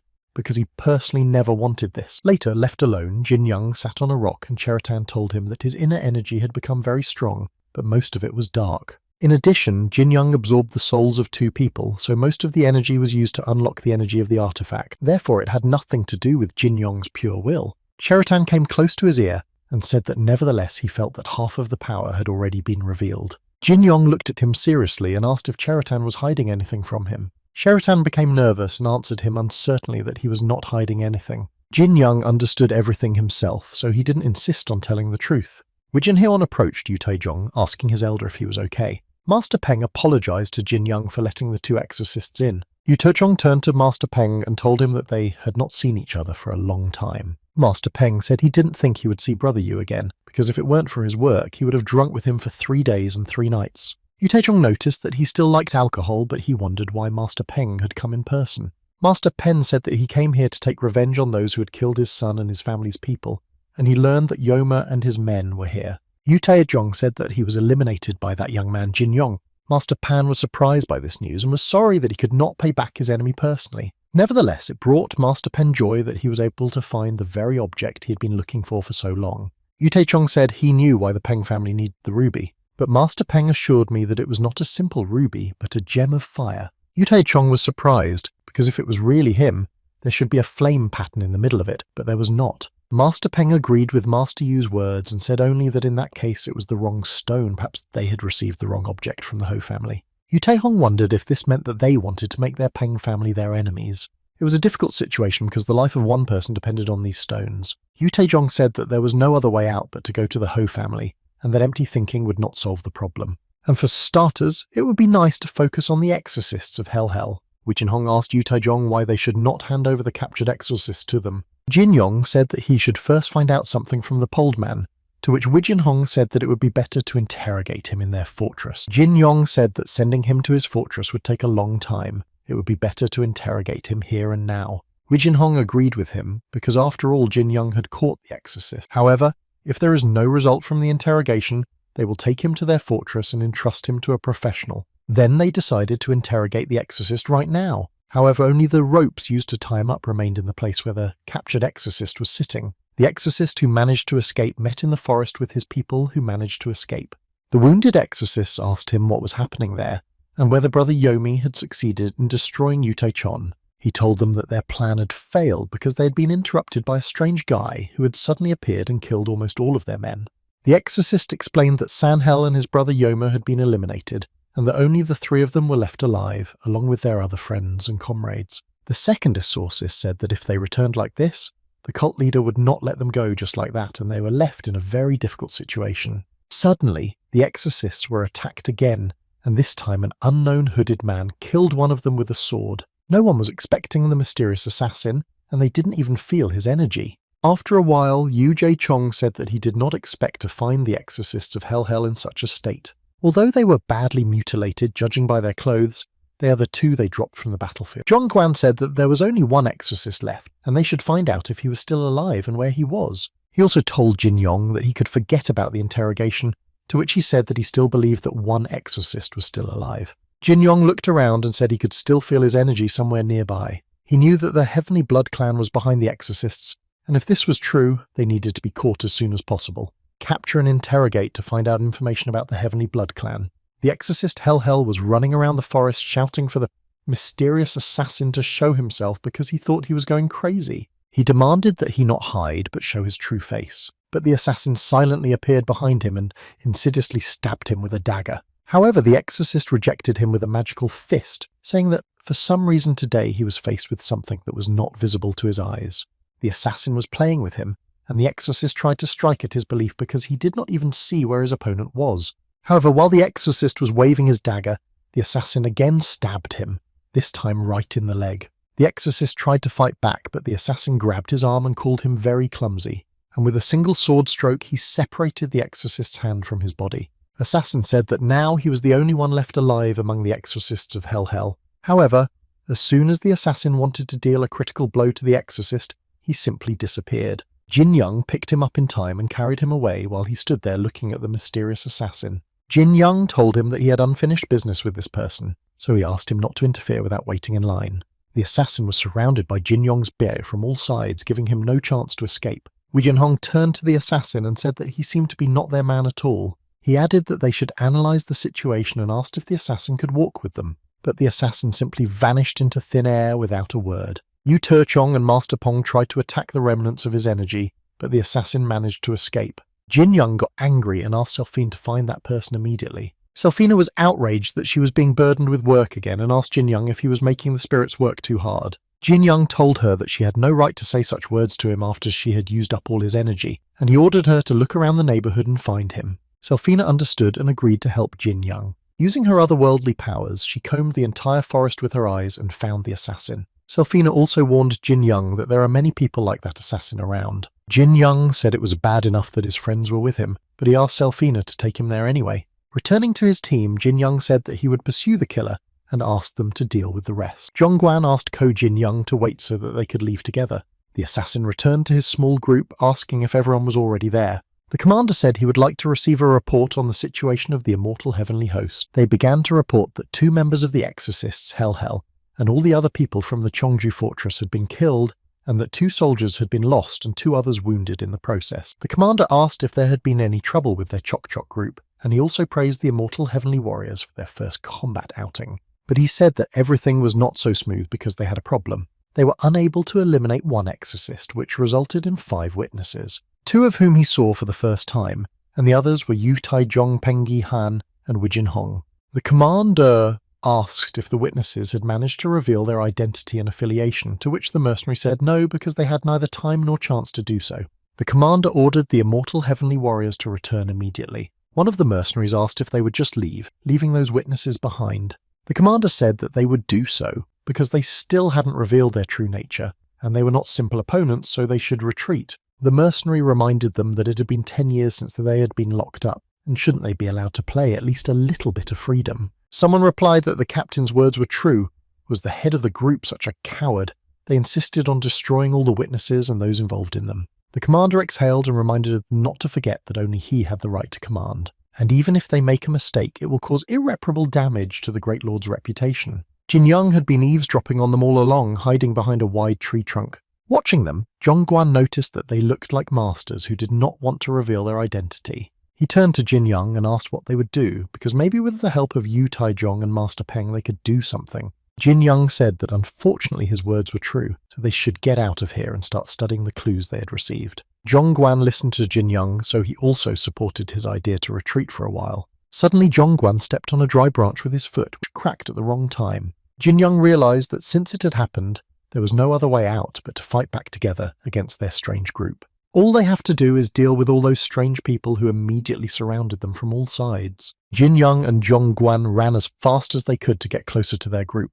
The mercenaries still pursued them with their surprise attack. Jin Young already had his magical bolt of lightning energy ready. They attacked mercenaries who appeared constantly out of the blue and in different places. After eliminating one of them, Jin Young noticed that these guys would continue to pursue them, so they should get out of there as soon as possible. Jin Young ran and thought that his body was so exhausted from endless fighting, and that his internal energy was also very low. Moreover, those mercenaries persistently continued to chase them. Suddenly, out of thin air, one of the mercenaries appears in front of Jin Young with a dagger pointed directly at him. Thanks to his fighting skills, Jin Young managed to evade the attack at the last moment. However, the counter-attack did not work as his opponent disappeared into thin air and the fist that was supposed to strike the mercenary met only air. Jin Young noticed that this ability of theirs was really starting to annoy him. Suddenly, a mercenary appeared behind him swinging his sword at Jin Young. Jin Young was about to be stabbed in the back, but Zhongguan was quicker and repelled this vile attack. Jin Young also thanked Yongguan for his brave rescue. In any case, their location is difficult to detect, which is a truly amazing ability, but it is very confusing for them. They faced difficult opponents, but Jin Young and Zhongguan skillfully repelled their attack. The mercenary tells Jin Young that they are surprisingly holding up very well, so he asks them to keep them happy for as long as possible. Their commander decided to join the battle. As he approached, he was already energizing his sword. All he needed was one swing of his sword toward Jin Young and Zhongguan to send them flying away. Having riveted their attention to himself, the commander ordered his soldiers to eliminate both of them immediately. The mercenary approached the commander and demanded an immediate explanation for his actions. The commander said that they have no time left for games, so mercenaries should take this matter seriously. Jin Young fought off the mercenaries' attacks and thought that he could no longer stand it. After all, in such an atmosphere, he has no choice but to take risks on his own. Cheritan told Jin Young that he couldn't destroy those guys with the rest of his magical powers. Cheritan said that he could help him with this, but this time Jin Young had to trust him completely. Jin Young didn't want to do it, but he was hesitant to trust himself to an ancient spirit, but he had no choice but to agree. Jin Young immediately turned to Zhongguan and asked him to run immediately when he gave the sign and not to look back. Zhongguan trusted Jin Young, so he said he didn't know what he was up to, but he would do whatever he said. Jin Young wasted no time in signaling Zhongguan and immediately prepared to attack the mercenaries and their leadership. Jin Young used the technique of uninterrupted hellfire bullet. The mercenaries had never even encountered such equipment, so they froze looking at the sky. However, they could not stand for long because a magical rain of fire began to fall on them directly from the sky, hitting each enemy directly on target. The commander fought off the attack and did not stand still, but Jin Young approached him, pointing his magic cooler at him, saying that he was not done with him yet. Jin Young immediately took advantage of the opportunity and left the battlefield using the technique of displacement. The commander looked at what was happening around him and could not believe that such incredible power was being released from just one young man. The commander ordered his men to retreat immediately because they had to leave the battlefield. The mercenary said that they shouldn't back down like that because they hadn't eliminated the guy yet. The commander explained that the flames had turned into a wall, completely blocking their path even if they tried to move away. The scale of the fire was too great. The mercenary reminded the commander that the other guy had heard their conversation and had also eliminated two of their allies. The commander started shouting, saying that they should have destroyed it as soon as possible from the very beginning. If they had obeyed his orders from the very beginning, this would not have happened. Now the commander did not ask, but ordered the mercenaries to quickly take the wounded and killed with them and retreat. Jin Young managed to break away from the mercenaries and their command, but his forces were running out. Jin Young told Zhongguan that no one would pursue them until they got here. When Yongguan saw Yu Taichung, he was surprised and said that the old man had already come here for them. Yu Taizhong said that he came to them because the place of their meeting had changed, so he was here to inform them about it. Zhongguan was surprised that he managed to find them in such a huge forest. Yu Taizhong said he followed his intuition that the two of them might have come here when he heard the sound of an explosion and scorching fire.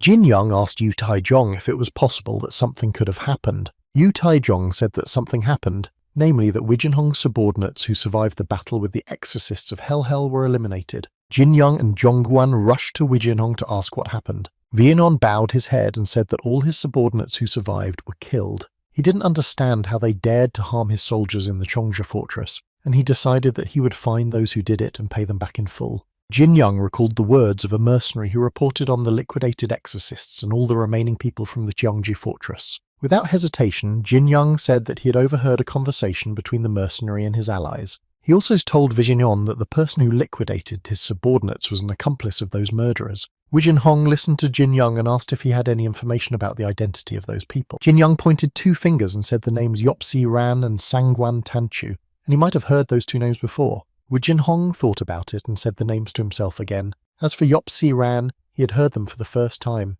However, a man named Sangwan Wu Jinhong seems to be able to find him. They were joined by Yu Taejong, who said that if we are talking about Tanchu, he may be the head of an organization. The name Sangwan is not so common that it is easy to find. Wu Jinhong said that there are not many organizations with the skills and courage to eliminate the Cheonzi warriors, although it will take time, but he will be able to find them. Wu Jinhong asked if Jin Young had heard anything else about them, and he replied that that was all he knew. Wu Jinhong bowed and thanked Jin Young and said he was glad he had given them the clue.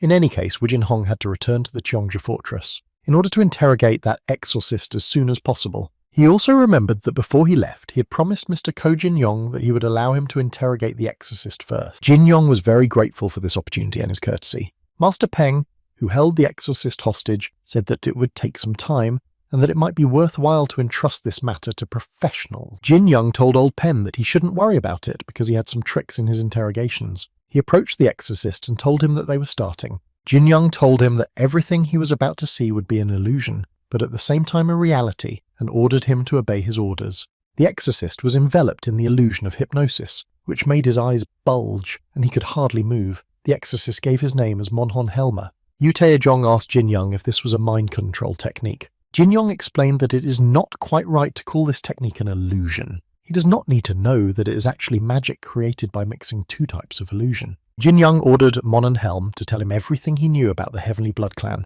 Mohan Helma said that Hellhells joining the Heavenly Blood Clan was not of their own free will, but at the request of a third party. 10 years ago, after being attacked by the Master of 10,000, they went into hiding to heal their wounds and rebuild their battle order.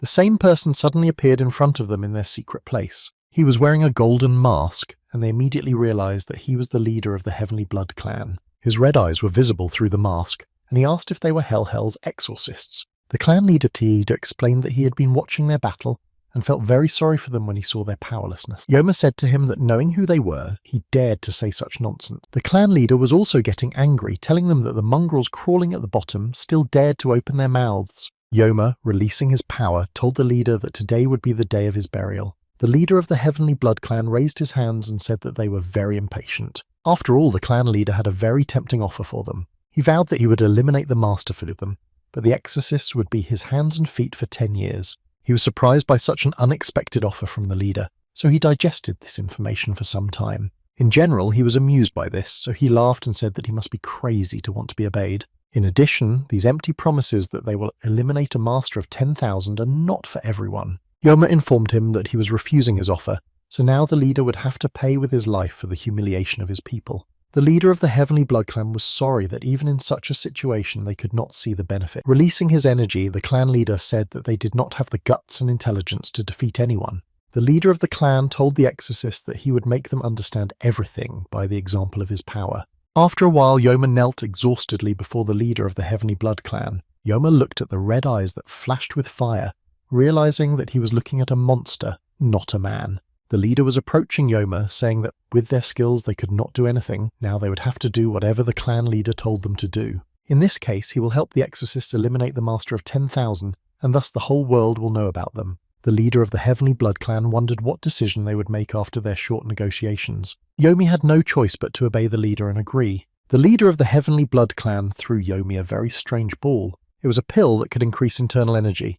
The clan leader ordered them to return to the residence and gather strength there until his clan contacted them. So they could obtain power according to the letter sent by the Heavenly Blood Clan. They went out to attack Master Yu Tae-chong. Mohan Helma warned them that the leader of the Heavenly Blood Clan was a very dangerous man. After all, his power is similar to the martial art of Jin Yong, but it differs in that it is enveloped in fear. This is the kind of skill that can never be forgotten. When the clan leader waved his hands, it seemed as if a demon was jumping out of them, as if a bloody red devilish dragon was about to attack. Master Peng said that a similar case concerning the Hell exorcists had to some extent come to an end, so they needed to go to the Ho family. The danger from the Heavenly Blood Clan was also something he couldn't ignore, and Master Peng would like to help them in this matter. Master Peng looked at the stone and said that the Peng family had more pressing matters to attend to. Yu Chong asked Master Peng if his obsession with stones was related to his granddaughter's illness. Master Peng replied that this was not the way to say that his granddaughter was a healthy child. However, a very rare disease developed in her already weak body, so she was given a short time to live, and her condition was constantly deteriorating regardless of the medication she was taking. So as a last resort, they asked the Ho family about this service, but it did not turn out well. That's why Master Peng decided to personally go to Ho and find out the answers, but he can't just leave it all behind and go home. Wi Jinhong understood the old master, so he said that he would take the exorcist and go to the fortress. Master Peng now decided to turn to young Ko Jin Yong. After all, I was very grateful to him for the information that would help me in my search for the truth. Master Peng also told Jin Yong that if fate would have it, they would meet again. When Master Peng and Wi Jinhong left, Jin Yong asked Yu Tai-cheon what he planned to do next. Yu Tai-jong replied that he was going to accompany them on their journey. Jin Yong was not expecting such a response, so he was visibly nervous, not understanding his motives. But Yu Tai-jong just patted Jin Young on the shoulder and said that he had his own reasons for doing so. Jin Young looked at Yu Tai-eon's trail and thought about what. Could it be because of what happened on the battlefield? Jin Young still shivered at the memory of that bloody fight. After all, the endless thirst for blood and the mockery of the feeling of that power is still inside him and is not going to go away. Anyone would have felt such an ominous force up close, so it would have been strange if the Master of 10,000 had not awakened an interest. Yu Tai-cheon will accompany them on their travels to make sure that his power does not bring evil to this world. If something happens, he will not hesitate to eliminate it. Yu Tai-jong told Jin Young that they should first go to Jeonju because he had to meet someone at the House of the Winds. Meanwhile, a high-ranking man asked how 4 of the heavenly warriors were killed and 2 others were injured. One person from the Chok Chok group was killed and others were seriously injured, all at the hands of one person. The commander bowed his head even lower and said that there was another accomplice. A high-ranking man asked how many people it would take to break into a place where there were 8 immortal celestial warriors and 5 Chok Chok people. 3 were killed and 2 were seriously injured. Under this calculation, at least 10 people had to attack. The commander thought that it was not 10 people or just one master of 10,000. The commander told his master that he would never allow this to happen. A high-ranking man told him that if he had been more responsible, he would not have allowed so many victims and the young man would not have escaped. The high-ranking man looked very angrily at the commander, asking if he understood what he was talking about. He shouted that the young man had escaped from a place from which only a master of 10,000 could escape, and all because of the pride of the detachment commander, who is now silent. The high-ranking man demanded an excuse from the commander. The commander exhaled and said that he had fully realized his mistake. A high-ranking man said that they could not leave that young man walking around the world, and that it was unacceptable for information to leak out. This time the commander must engage in combat and eliminate it himself. In addition, the commander could not count on replenishment in the unit. The commander realized that this meant only one thing. Either he would destroy Jin Yong, or he would destroy him. After all, there is no way to refuse the master and no choice but to fulfill his order. The commander swore to a high-ranking man that he would eliminate Jin Yong. After a while, Yu Tai-jong told his fellow travelers that they had arrived. They arrived at the Wind House on some important business of Yu Tai-cheon. Yu Tai-jong invited Jin Young and Zhong Guan to go inside, but suddenly a girl appeared in front of them and ordered them to stop immediately. The girl waved her sword in front of them in a less than hospitable manner. Jin Young could not understand what was happening because of the sharp wind. The girl told Jin Young that he emanated a terrible aura, a terrible energy similar to demonic energy. That's why a dangerous person like Jin Young can't go inside. So she began to defend her possessions from such an evil demon as him. She looked at Jin Young with crazy eyes, ordering him not to even go in that direction. She started attacking Jin Young too aggressively, charging her sword with her energy. Their struggle continued. Jin Young was not used to fighting women, so he did not dare to attack but only held the line. During the battle, Jin Young tried to explain to her that there was a misunderstanding because they did not come here to harm her. Jin Young pointed to the stairs and said that under the leadership of Yu Tai-jong, they had come here to meet someone. The girl stood her ground, saying that she would never believe a person with a dark inner force. Sheraton noticed that no amount of talking can affect her, so Jin Young has no choice. All that remains is to calm her down with what she calls dark energy.